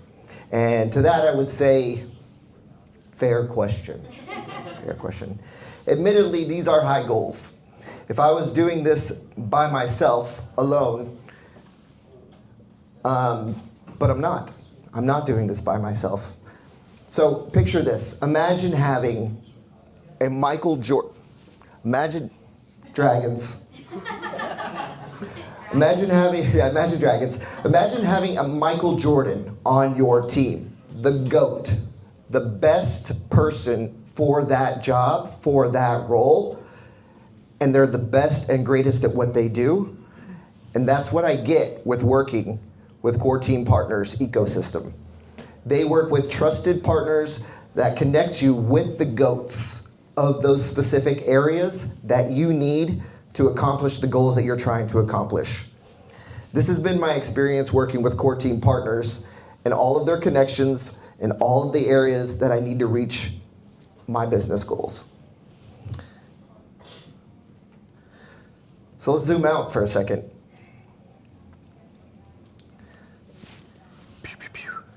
I'm like having to control two devices. This is fun. So since I'm not doing this alone, these are the core areas of my business that I need to be in place for my company to scale, okay? And we have a Michael Jordan for every topic that I did not find or source on by myself. That's what happens when you have the power of a strong ecosphere. Everybody's been saying ecosystem today. this is my personal ecosphere. So obviously, it's consulting, it's finance, it's the tech stack, it's marketing. All of the above, I need to have a rock star in each program. And for this, let's talk about the tech stack. So one of the partnerships in the ecosystem that Core Team Partner uses is a company called IceWeb. And IceWeb is has trusted proprietary solutions that help brands work together and scale. Boop. I hate this thing. Boop. IceWeb happens to be the company I work for by day, not to be confused with the company I'm trying to launch. So a little bit about IceWeb and why Core Team Partner uses them as an ecosystem partner. IceWeb is a MarTech company with some of the most bleeding edge technologies out today. In the online space, we meet customers at their moment, when and where they're searching for your products and services. And as a business owner, that's exactly where any brand strives to be. Great. So that moment is extremely important to capture, okay? When and where, I'll keep talking about that. So when we talk about traditional search or SEO, usually people go on to Google and they will try to appear here in what we call the SERP. This is the battleground. This is where all the people, this is their moment they're looking for your products and services. This is that moment you want to meet them. So IceWeb penetrates and gets their customers to appear in these SEO in these 1, 2, and 3 positions. We call that the Goldilocks zone.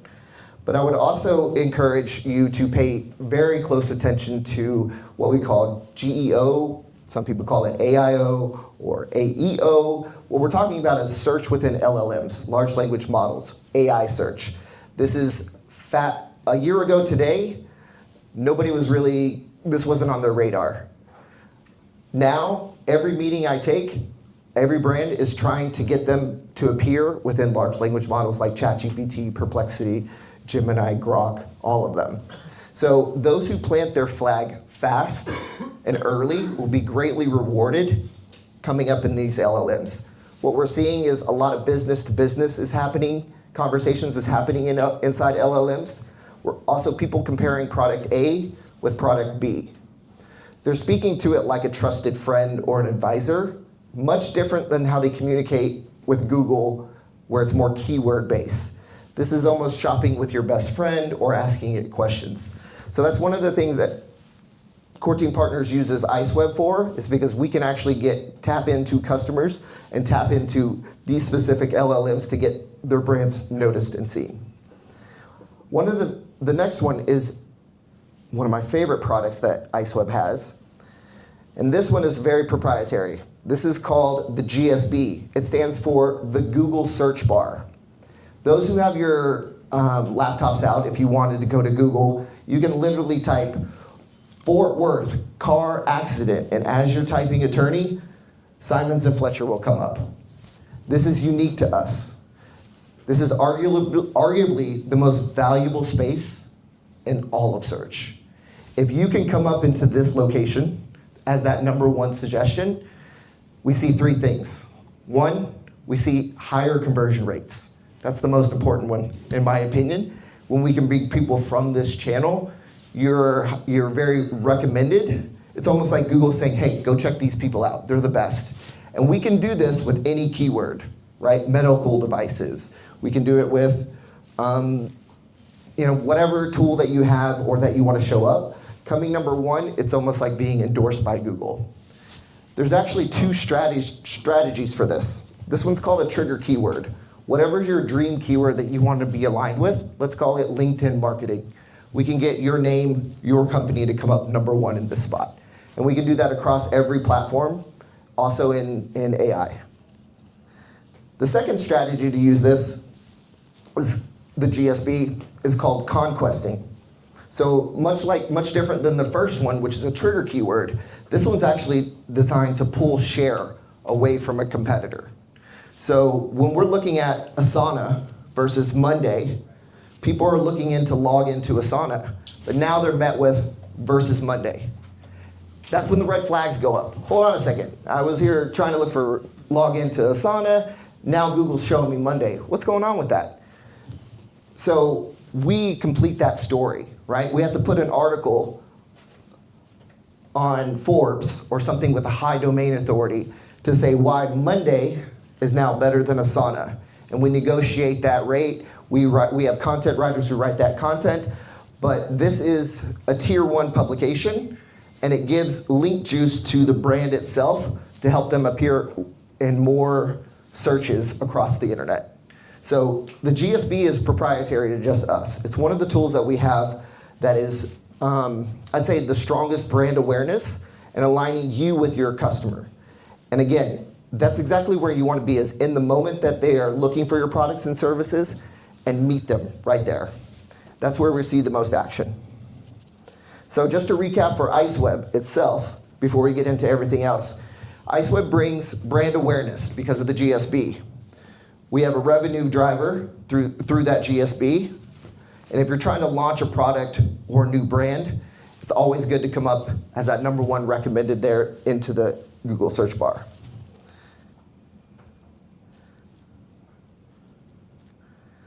So we work with Core Team and their partners. I personally work with them every day. And just like Matt was saying, it's really about the who, not the how or the what. It's the who's the expert in that. Core Team Partners is very big on that. I've actually bought into that as well. I want to have Michael Jordan's working for me. You know, I almost said Tom Brady, but like we're here in Seattle. I don't know if that goes well. So moving forward here. So I'm a really good example because I'm actually going through the program with my brand that I'm working with today that we'll talk about here in a second. Right now, I'm actually working specifically with Codature. Codature, who you met earlier with Rick, they bring consultants end to end. So they've helped me identify who my target fits are and how to go and how to kind of tailor the message for each persona. They've helped me with my website. They're helping me connect the dots that I just didn't know how to do or had the bandwidth of doing it specifically. Oh no. Here we go, perfect. Okay, so more Core Team Partner ecosystem. We're looking at getting finance through CT Capital. I was talking to, we had Marcus on earlier today. We're looking to buying a company to help expanding to own the end-to-end for my product production. So speaking of product production, this is the company I'm trying to spin up. It's a company called Garage Snaps. Hopefully this will be a household name, like I said, this time next year. And what we do is we turn the front of home garages into a canvas, into a marketing platform, into whatever you dream. We can make it happen. So just to show you a little bit about it, what we do here is we put decorations that are held on by magnets, and they cling to the front of your garage, and they just snap into place. Oh, good. Come on now, really? Okay, well, technology, right? That's not fun. Try to copy the link. Are you on the Wi-Fi? Yeah. Copy the link. No, I'm not in the Wi-Fi. Well, maybe I am. It's search the sound. Lowercase. All over. Yeah, we're not gonna do it. We'll just go this. We'll do this. I'll show it this way. Boop. So they are cut into, they're slotted so they can stay in place when the garage goes up, and they snap together when the garage comes down. So we can do, what we're working on is now a consumer side. So we have a consumer side where we can do any type of decorations there. Not this one, but this one here. And so we're in the middle of designing. I hate this thing so much. Oh my God. Why? Okay, here's a good example here. So this is my house here. We've got a couple of hero characters. We're gonna have Christmas, we're gonna have Halloween, birthdays, Hanukkahs, you name it. I said that wrong. But then we also have a second side of the business. And so this is gonna be our commercial side. Everyone gets pretty excited about this side. So what we're working on is being able for realtors to present on a big billboard size at the front of the house, house for sale, open house, now leasing, welcome home. And the idea is we want this to be scannable from the driveway, and we want it to be very easily shareable. My mom actually bought a house 4 doors down. I know, you'd think it's bad, but it's actually turned out to be a good thing because I send the kids over there and they go. But the reason why she did that is, or the reason she knew about that is because I shared that listing with her. So what we're trying to do is make this a very community-driven thing. We also want people to be able to scan the QR code, go to a specific comment section and say, hey, we love the tenants who lived here before, or this is a great neighborhood for kids, or we're only 5 minutes from the grocery store, right? They're gonna help sell that house. Or they could even say, hey, this is too expensive. And what we've found is that this is just more ammo for the realtor themselves to say, hey, we now have gathered more intelligence about what is being said about your home. So it may help lower that cost, raise the cost. Any information is great to them, is gold. And boop. Okay.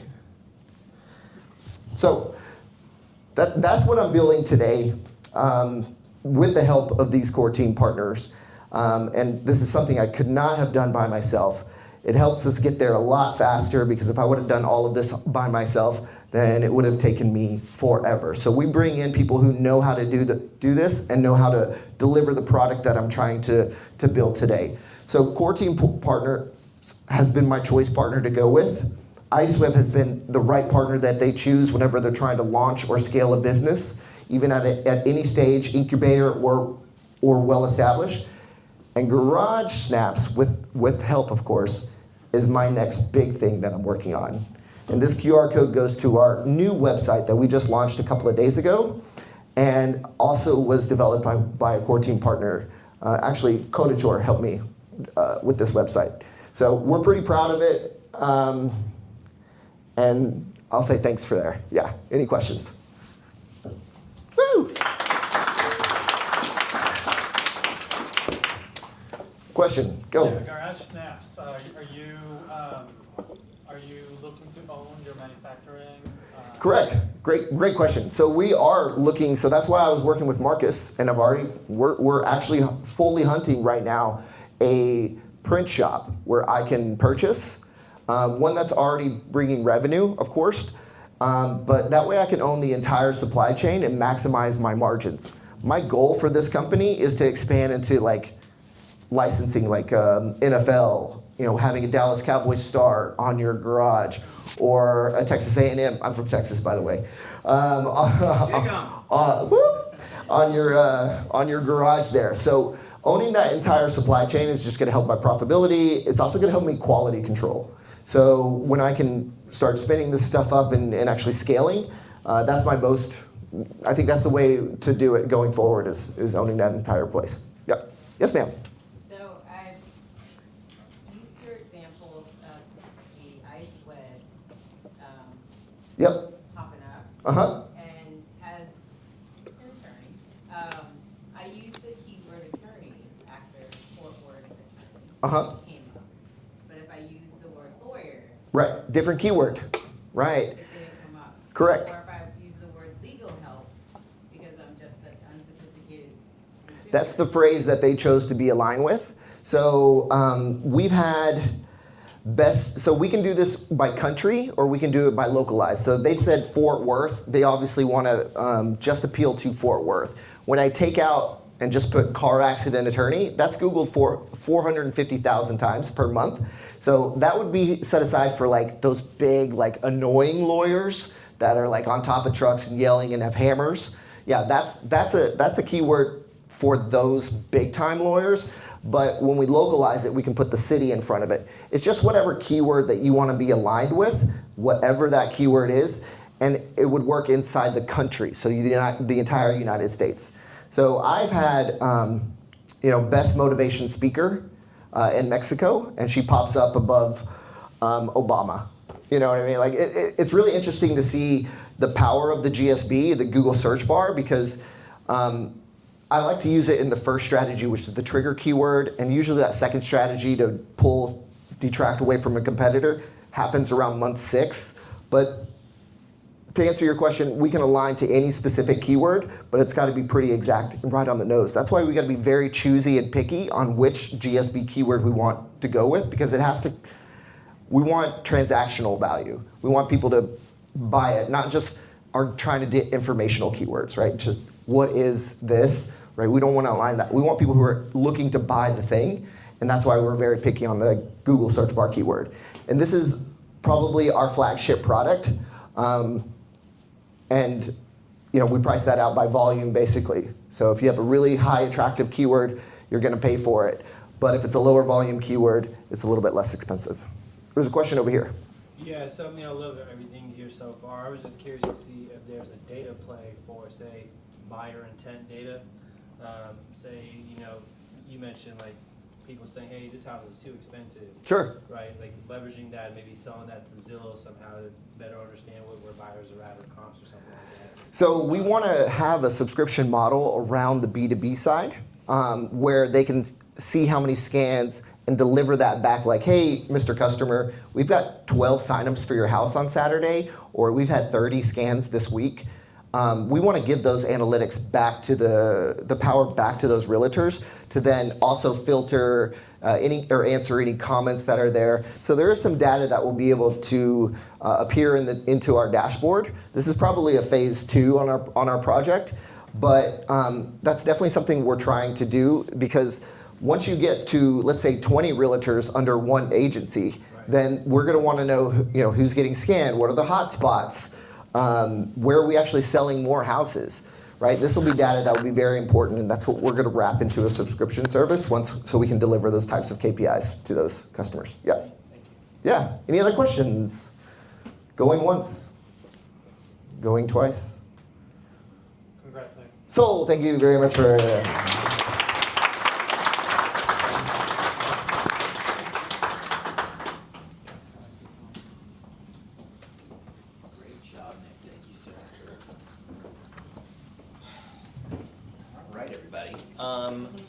Thank you. So what we were thinking is we got a few excited founders ready to do some more showcasing for the afternoon. So we're going to try to do those as efficiently as possible. And I think probably by no later than 5:15-ish, we'll probably have to cut it out of this room. And if we want to spend a little more time in one of the other rooms, because they're going to be using this for something else, we can. And then tomorrow we'll go into the process a little bit, some deep engagement, and be as supportive as we can. Does that sound good to everybody? Yeah. Awesome. All right, let's get it going. And then that one's for the live stream. Okay.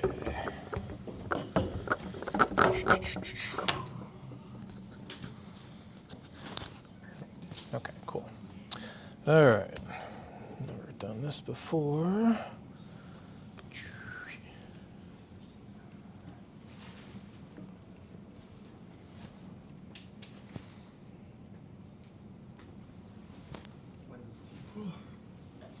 Okay.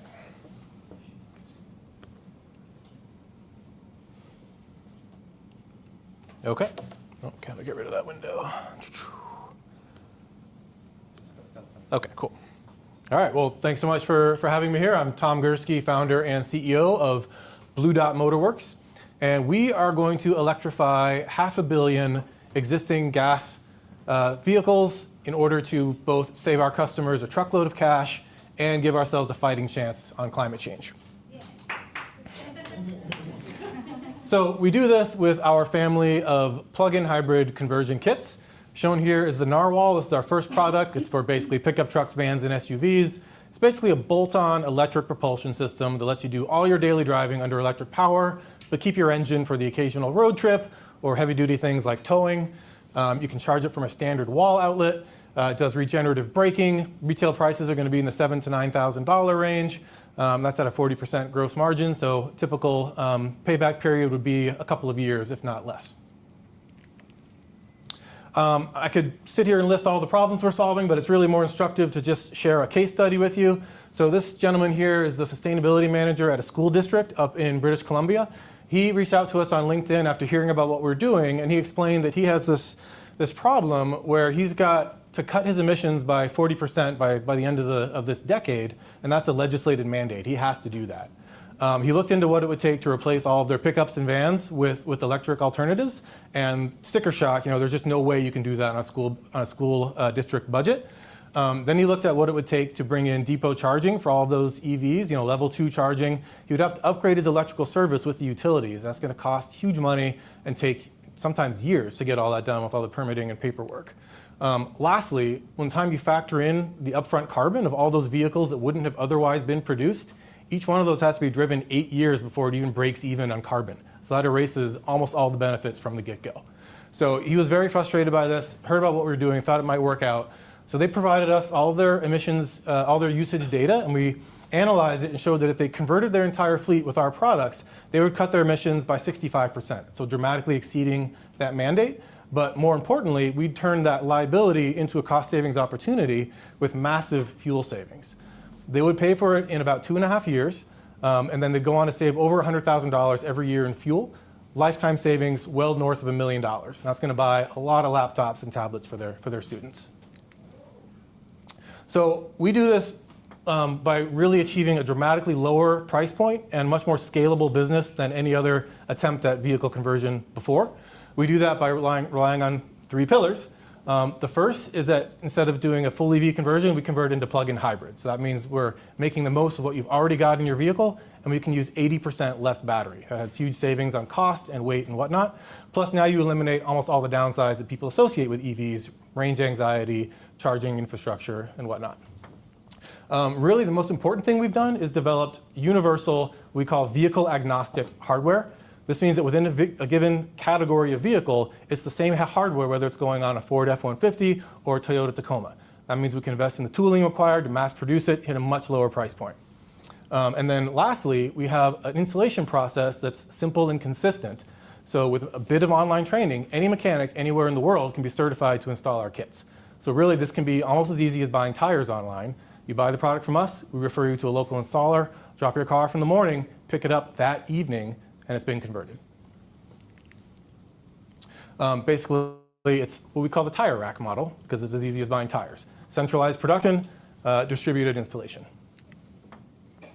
The market opportunity here is pretty massive. I mean, almost anything in the automotive landscape is. It's kind of meaningless to talk about TAM because there's 1.5 billion cars in the world. But when we start looking at the sort of SAM level of things, it gets interesting because now we're looking at what vehicles would actually achieve a positive return on investment with our product. So that's going to be if you've got access to home or work charging, if you're kind of driven in that plug-in hybrid sweet spot, 10 to 50 miles a day, which is actually the majority of drivers. And then if your vehicle's a little bit on the older side, so you're not, because most people aren't going to want to slap something like this on a brand new vehicle. But that really turns out to, in the US, to be a $42 billion SAM. And then the global market is $205 billion. So it's a huge opportunity. The niche market that we're carving out first is the beachhead of public and commercial fleets that are operating pickup trucks and vans and SUVs, so using that first product of ours. And so that is about a $76 million SOM that we think we can achieve at about 10% penetration of that market. Animation didn't work out too well there. We're a seasoned team of professionals. We've all got well over 20 years of experience in various fields. I'm an MIT engineer, spent over 25 years in the front end of product development, turning new science and technology into viable products. Redwood Stevens, he was a president of a product design firm, also chief product officer at Rad Power Bikes. This was during their heyday when we were really hitting on all cylinders. And then Adele, we were actually classmates at MIT. She's went on to get a master's and go to law school and has been doing tech startup strategy and IP ever since. We have made road-going prototypes of our entire portfolio. They're on real vehicles driven in the real world, so definitely more than a proof of concept, but we'd say a bit shy of being a full alpha prototype, so they don't yet fully represent the final user experience. But we do have 3 issued patents, 3 more pending, and total IP material is about 360 pages worth of innovations to make this feasible. So we have those proofs of concept. We now are raising money to develop that alpha prototype, so that will be something that fully represents the user experience of the final product. That's going to take about $1.5 million to get to there. Then we'll do pilot programs using beta prototypes. That will be with paying fleet customers, and we're already starting to onboard those. We've got about 3 or 4 units spoken for out of about 10 or 12 units that we're looking to field in that system. We're going to spend most of this money on just straight up development. We're going to leverage a lot of outside resources to make that happen as quickly as possible. Like I said, we have 2 fleets signed up for pilot programs, and we're in conversations with several others. Few you might recognize there. Typical hockey stick curve, nobody wants to see that. But what's actually really exciting is that we have a wait list of just individual customers that we have found us. We haven't solicited this at all. They just heard about what we're doing, reached out and said, I want one as soon as I can get one, and that wait list is worth over $1 million. So a lot of interesting use cases here. Kind of the recurring theme is just really points out the fact that you cannot buy a plug-in hybrid pickup truck in the United States today. So these are people that they might tow a boat or an RV on the weekend, but they still drive that truck to work every day, getting 15 miles to the gallon. So we let them do that daily commute on electric power, but still have all the flexibility and range and whatnot to take that boat or go out to the wilderness and go overlanding. I have to touch on the climate aspect of this. So the really problem we're solving here is that the global fleet of vehicles turns over really, really slowly. So this is on the left shows where we are now in terms of vehicles, about 1.5 billion on the road now. We're going to 2.2 billion by 2050. And if you look at how many of those are going to be electrified versus, or I'm sorry, how many of those are still going to be gas powered, the amount of black isn't actually that different in those 2 scenarios. And that really means that we're going to fail to miss our climate targets by a lot. So the next question to ask is, well, all right, what if we just really go hard on EV adoption, get as many people to buy new EVs instead of gas cars? And that's great and all, but the only way to hit our climate targets with that strategy is to actually make more total cars than we do today. We have to increase the size of the automotive industry by about 70% just to crank out enough vehicles to make that turnover fast enough. And that would come with the price tag when you include all the vehicles we have to scrap to make room for those, over $40 trillion. So not going to happen. If we instead, like I said, retrofit 500 million cars, we can get that done for under $3 trillion in the next 25 years. That's something that the world can actually do, especially because you're going to be saving individuals money along the way.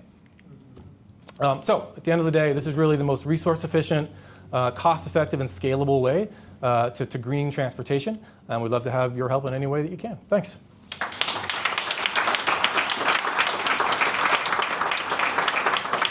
Questions? Yeah.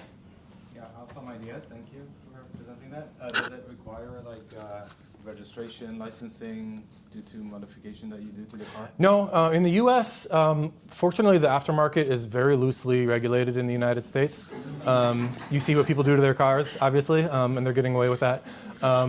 There are a few caveats to that, and it has informed our product architecture. So one of the things that does become a problem is if you affect the native emissions of the car, now suddenly the EPA starts to pay attention and it can get a little bit sticky. So we actually keep our system completely separate from those of the car. You're either operating 100% on electric power or you're operating 100% on the native powertrain. And that means we can argue to the EPA, because they allow you to do this, that we're not affecting emissions in a negative way. So we were basically out of their purview. And then the second question in this regard, like, are there like state, federal incentives for such conversions, like, you know, going solar? And yeah, there are not at the moment. We are planning on doing a lot of advocacy to try to get those in place. Prospects are probably dim for the next 3 years, but after that, we think it could be a lot better. And to put that in perspective, if we qualified for the previous federal EV rebate, which did apply to plug-in hybrids as well, we would basically be giving our systems away for free. It's that cost effective. In the back. I just have a question from the user perspective. Yeah. How exactly from the technical side does turning a regular car that runs on gas? I mean, where is the plug that you're supposed to plug in the solution? Because to me it sounds very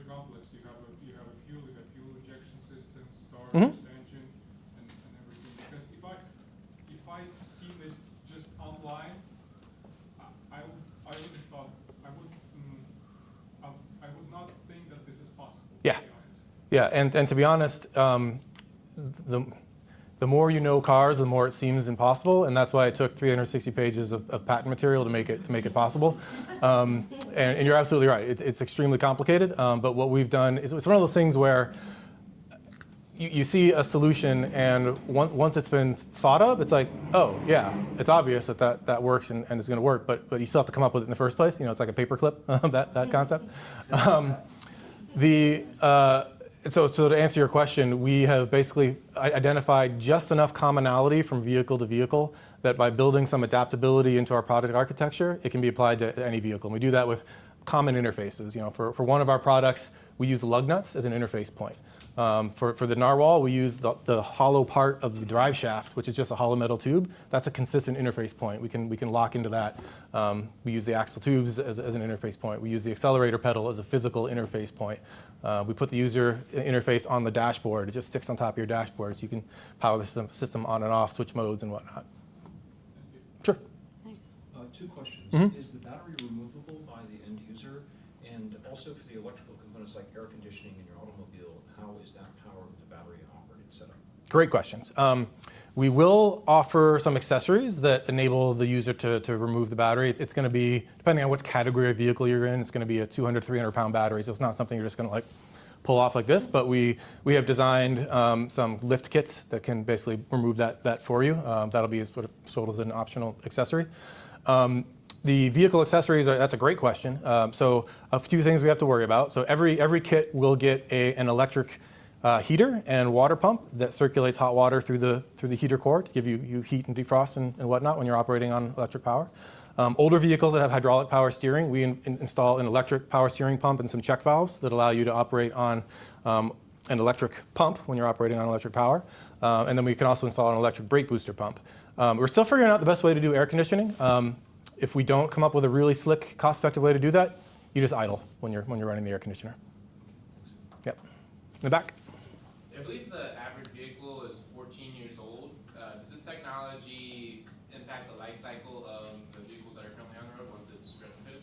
Yeah, absolutely, and that's a good point about the average. So a lot of people confuse the average vehicle age with an expected lifespan, and it turns out that a modern car typically lasts about 21 years and will do close to 250,000 miles. So even if we're dealing with cars that are completely out of the warranty period, 5 years old, still got 15 plus years to operate the system. So to answer your question, yes, we will extend the vehicle's life in the sense that you're going to be putting a lot less wear and tear on your engine because you're probably only using it 20% of the time. That's going to mean fewer oil changes, longer life. Also, because we do regen braking, we're not putting nearly as much stress on your brakes, so those are going to last longer interface, maintenance intervals. Is there a point back where you can't outfit it, like the older the car, like if I have a 2000? No, in some ways, the older you go, the easier it gets because the less digitized the cars are. But some things also get harder. Like a modern car is usually going to have electric power steering, so we wouldn't have to install that hydraulic pump. But it's also going to be a little harder to find like the mounting points for some of those things, just because things are more crowded and whatnot. So it's kind of, if I had to pick one, I probably would choose to do an older car, but there's really no material difference.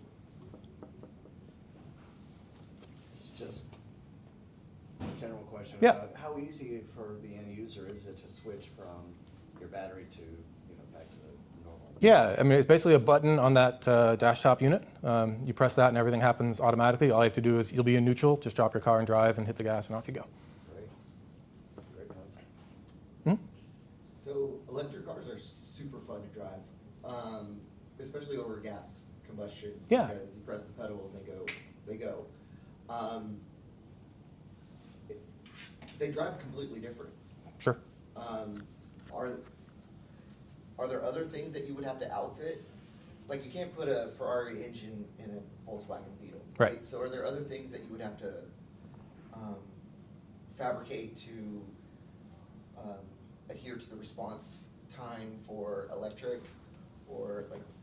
No, I mean you'll basically get all those benefits of electric power with our system. We're not designing it to like smoke a Tesla Plaid off the line. Like its power, as Rolls-Royce would say, is adequate. And that's by design, because we want it to be basically as small, light, and affordable as possible. We're actually going to be gentler on the native components of the drivetrain than the engine will be. If you think about what an engine is, it's all these violent explosions that drives a lot of pulses and vibration through the powertrain. We're just a silky smooth electric motor, so we're actually going to put less wear and tear on your rear differential, on your axles, all that sort of stuff. In terms of some of the technical specs, can you share things like horsepower, weight? Yeah. So it all depends on the vehicle category. So we basically have a 2x2 product matrix. We have one family designed for car-based vehicles and one family designed for truck-based vehicles, and then we can break those into kind of small and large within those categories. So on like a small hatchback, we're going to be in the 150 horsepower range. You go up to a heavy-duty pickup truck, F-350 type thing, we're going to be pushing 250, maybe even 300 horsepower. Yeah. We haven't finalized some of those specs yet. In terms of weight and size? Yeah, so in the range of 300 pounds to about 400, 450 pounds, depending on that across that spectrum. Yeah, and we also have an optional supplemental suspension system that will actually basically adds an extra set of springs to the vehicle that's self-contained within our system that takes the weight off of the vehicle's suspension. How difficult would it be to add a generator which would regen the battery? To add a generator that would regen the battery, you probably wouldn't want to do that just from a thermodynamic standpoint. You're going to come out behind on energy. You're going to spend more fuel than you gain back on the electric side. That's why we didn't try to do any kind of integration with operating both the engine and the electric motor at the same time. Really, the number one reason why a hybrid like a Prius is more efficient is because they start with a less powerful gas engine, and then they make up that difference with an electric motor. So if you're starting with a full powered gas engine, there's just not as much opportunity for fuel savings by adding the electric side of it, so we just keep them totally separate. In the back. Does it make that little weird noise so that you know somebody can hear you coming? Yes, it does. That's required by law.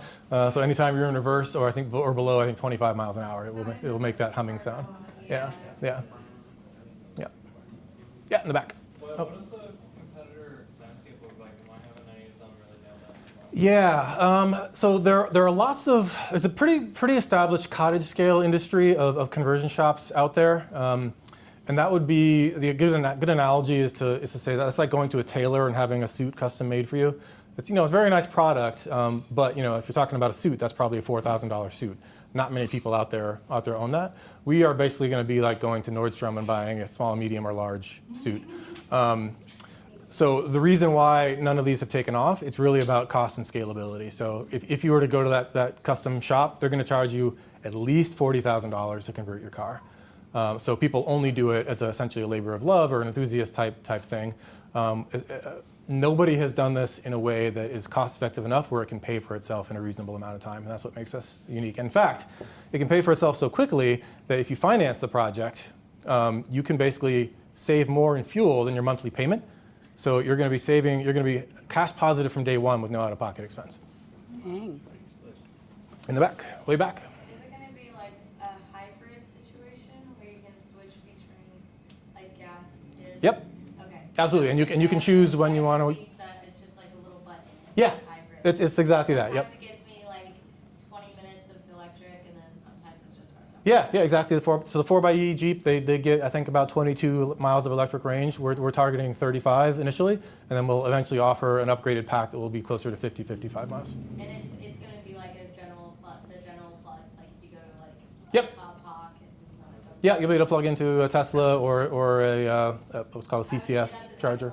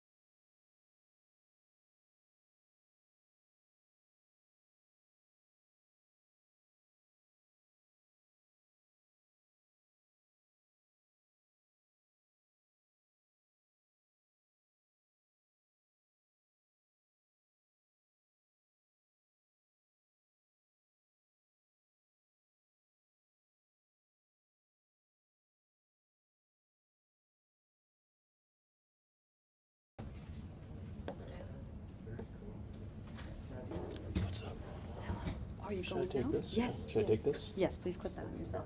Get that one on the other Is it right here? Oh.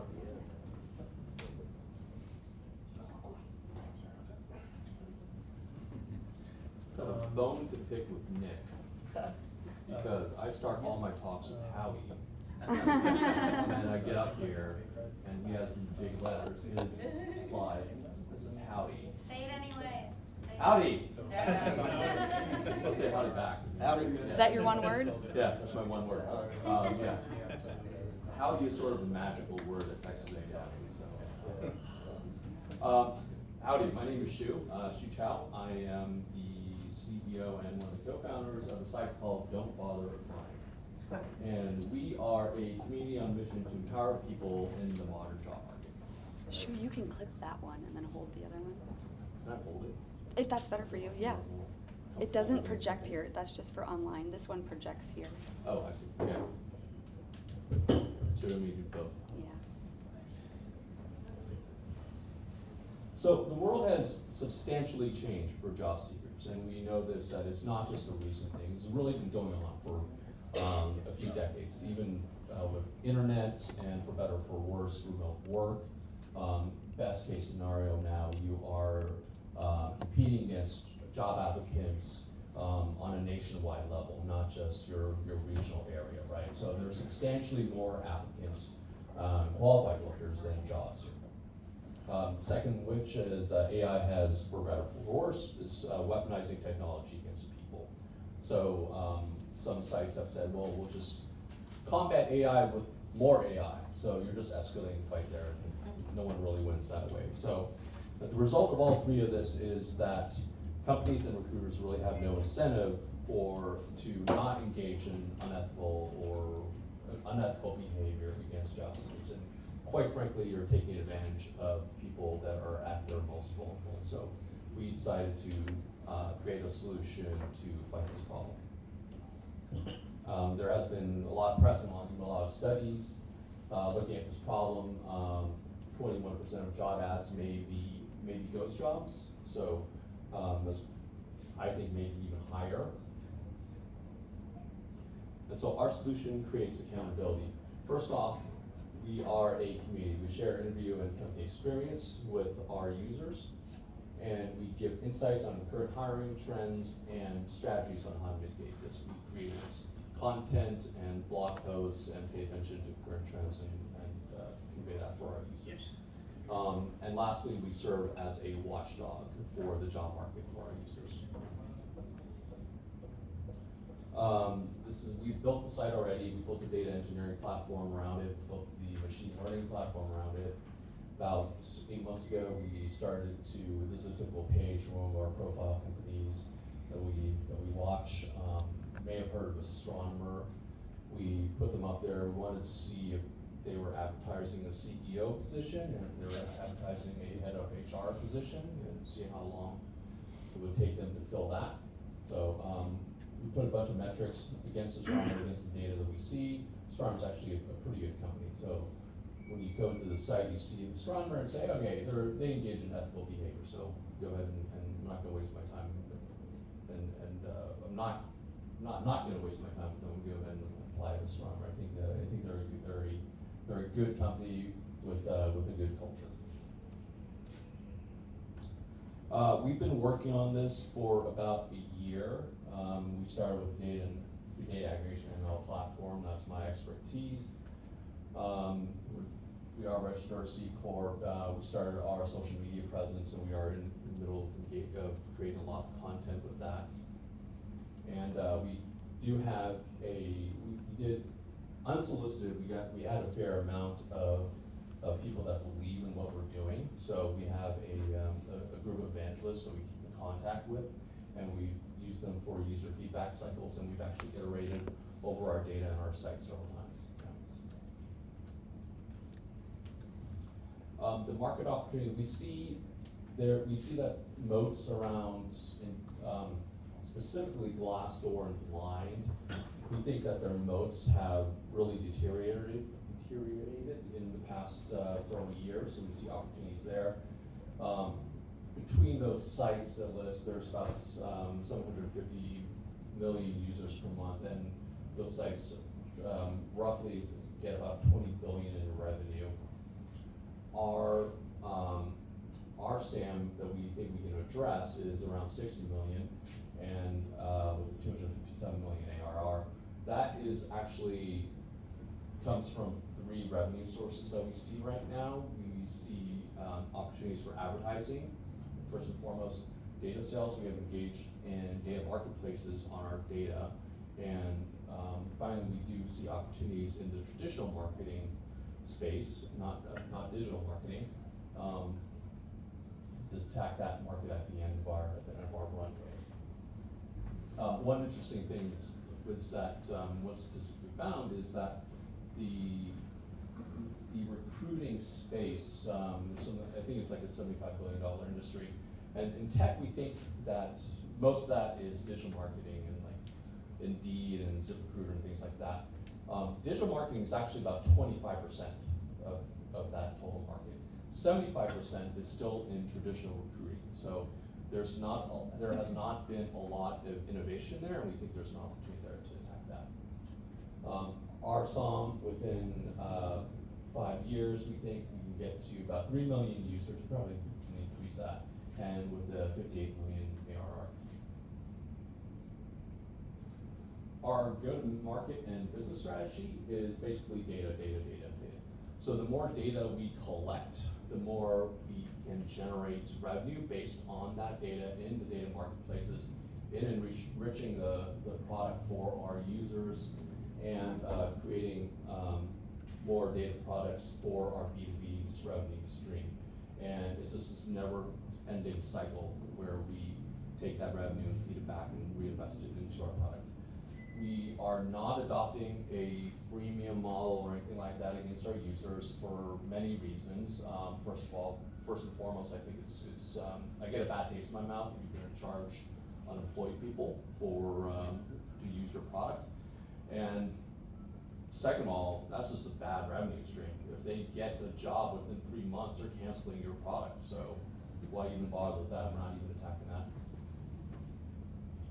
There are several competitors in the space. There's a few small sites that are trying to do what we do. We differentiate in I think, our data. The 2 large gorillas in the space are Glassdoor and Blind. Glassdoor has a reputation problem, like I said. They've hit a lot of credibility problems with Gen Z. And Blind has onboarding issues too. Blind, you need a work email to join Blind. I'm not going to get into toxicity of that site. Our funding strategy, we're seeking 2.35 for essentially a 2-year runway, and that's roughly divided into 3 pieces.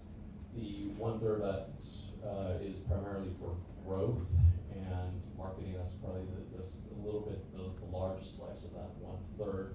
That's for organic marketing and our marketing team, and ramping up the sales team for the advertising revenue stream too. The another 1/3 will be spent on engineering and onboarding engineers to maybe 1 or 2 engineers to increase our data platform and the reliability of that, and the frequency of that, on which we can run things. Our growth projections for those 2 years, we're looking at 30 million in revenue at the end of those 2 years for those 3 revenue streams, and roughly about 54,000 users per month. There's a lot of acquisition partners in this space, so I just wanted to call that out. Mainly Glassdoor and LinkedIn, ZipRecruiter, Indeed, they've all purchased analytics and also competitors on this. One of these, Glassdoor, they're interesting is because they have only purchased competitors for their products. So their biggest one has been, I believe, Fishbowl a couple of years ago. So Fishbowl was used for their essentially their forums, and they purchased Fishbowl too. Our leadership team, technically the CEO. I've got 20 years of engineering experience, primarily in data engineering, but also just general back-end engineering. Last job, I started working in product and product management. And we've got a friend, these are all friends of mine that we've worked with in the past in startups. So I have myself have been early engineer, not a founder, but an early engineer in several startups with exits, primarily in Austin. We have a lot of advisors. These are people that I may have spoken about this project for like 5-10 minutes, and they say it's a great idea, and so they come on board and join us on this too. So we have a great CRO and CFO that I'm in contact with them very, very often. So we also have 2 recruiters because that is the space we are targeting. So we have a former Amazon recruiter and a external recruiter. They've been in the space for many years, and they advise us on the product direction of our site.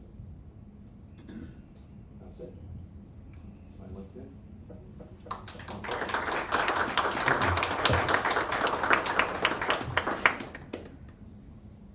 Any questions? Sure. Oh, sorry. I am super interested in, and I may have missed this, how are you collecting this data, and does it put you at risk with the companies for maybe, if, I was looking at your website and it's like, oh, Dropbox is like on the top 5 of don't apply there, and so does that put you at any kind of legal risk, or do you, like, where does that data come from? Nope. Quite frankly, web scraping is through case law is protected. So you can go ahead and scrape as long as there's some like gray areas. You can't hit it like 1,000 times a second or something like that. They'll probably have a case against you. But for regular, the way we scrape is the short answers no. And we don't violate terms of service too. So several of those competitors, at least one of them I know, gets their postings from LinkedIn, and LinkedIn has a history of suing companies that scrape their data. So once we get funding, the first thing I'm doing is calling LinkedIn and saying this other site is scraping. Careful, because they might sue you both. We're not touching them, no. Yeah. 2 questions. One, your original site said you went from concept to first deployment in about 4 or 5 months. Yes. That's very short. Yes. How did you do it so quickly? What techniques did you use? I'm a good programmer.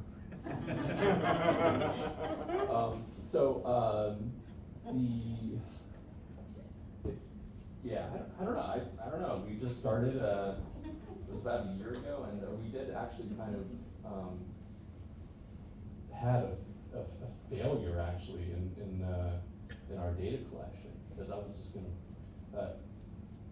My previous job worked in a cybersecurity company, and all we did, we harvested data, but all we did was we hired offshore people just to go and click sites. So I thought we can do that too. And I hired several teenagers that I knew, and I realized that they were notoriously unreliable. And so I said, kind of screw it, and found out that they can all be replaced with some pretty basic scripts. The front end and back end, that's been my specialty, and I've been able to crank that out, both of them, in maybe about 6 weeks, and I handed it over to a friend of mine. He does that. So. And the second question is how do you model whether or not a job is a ghost position? Yeah, so we are using essentially NLP for that. We're taking a pretty good guess, and we're not at the job level yet. So, but we do things like, if a job has been around for 7 days, and exactly 7 days, and it goes away, we know that that job is probably, there's some mandatory posting requirement for that job, right? And especially if it's something like a defense contractor like Boeing or something like that, right? That's 7 days, it's gone. That wasn't for you. That was for an internal candidate, right? So Is a legitimate job? Yes. Are you gonna get it? Probably not. So it's things like that. There's multiple dimensions that we. So it's primarily heuristic. Oh yeah. There's also companies that post jobs on LinkedIn, but they wouldn't post it in their official Right. page. Yeah, LinkedIn is very, very aggressive on renewing jobs. And so they will, if you posted a job for your company, LinkedIn will automatically repost that and they'll be happy to charge your credit card. Whereas internally, you've already filled it and you forgot to take it down off LinkedIn.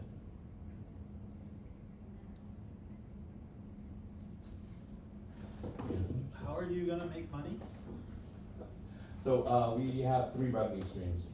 First off is selling data in the data marketplace. Most, all our data that we're collecting right now, we've actually had a talk with the data marketplace about this. There is a market for our data. We need to increase the data set. We need to increase the time that we have the data, but there is a market for it. That is, most of our data we collect is on industry and the economy as a whole, right? So including government sources. So we're kind of dodging the user question at this point, and probably will as long as we can, because that will open us up a whole can of worms. But there's opportunities there. The advertising is another. The companies, if you're a good company, hey, you should apply there, and we'll endorse you. Just give us some money. So our CRO has a long tail experience with that, and he's chomping at the bit. He said, we'll charge this, do this, and give me one contract and blah, blah, blah. So he's good to go on that. Like Gartner, you know the Gartner reports for cloud Right. or whatever, that also could be like producing reports. There are multiple audiences for our data. Anything else? Thank you very much.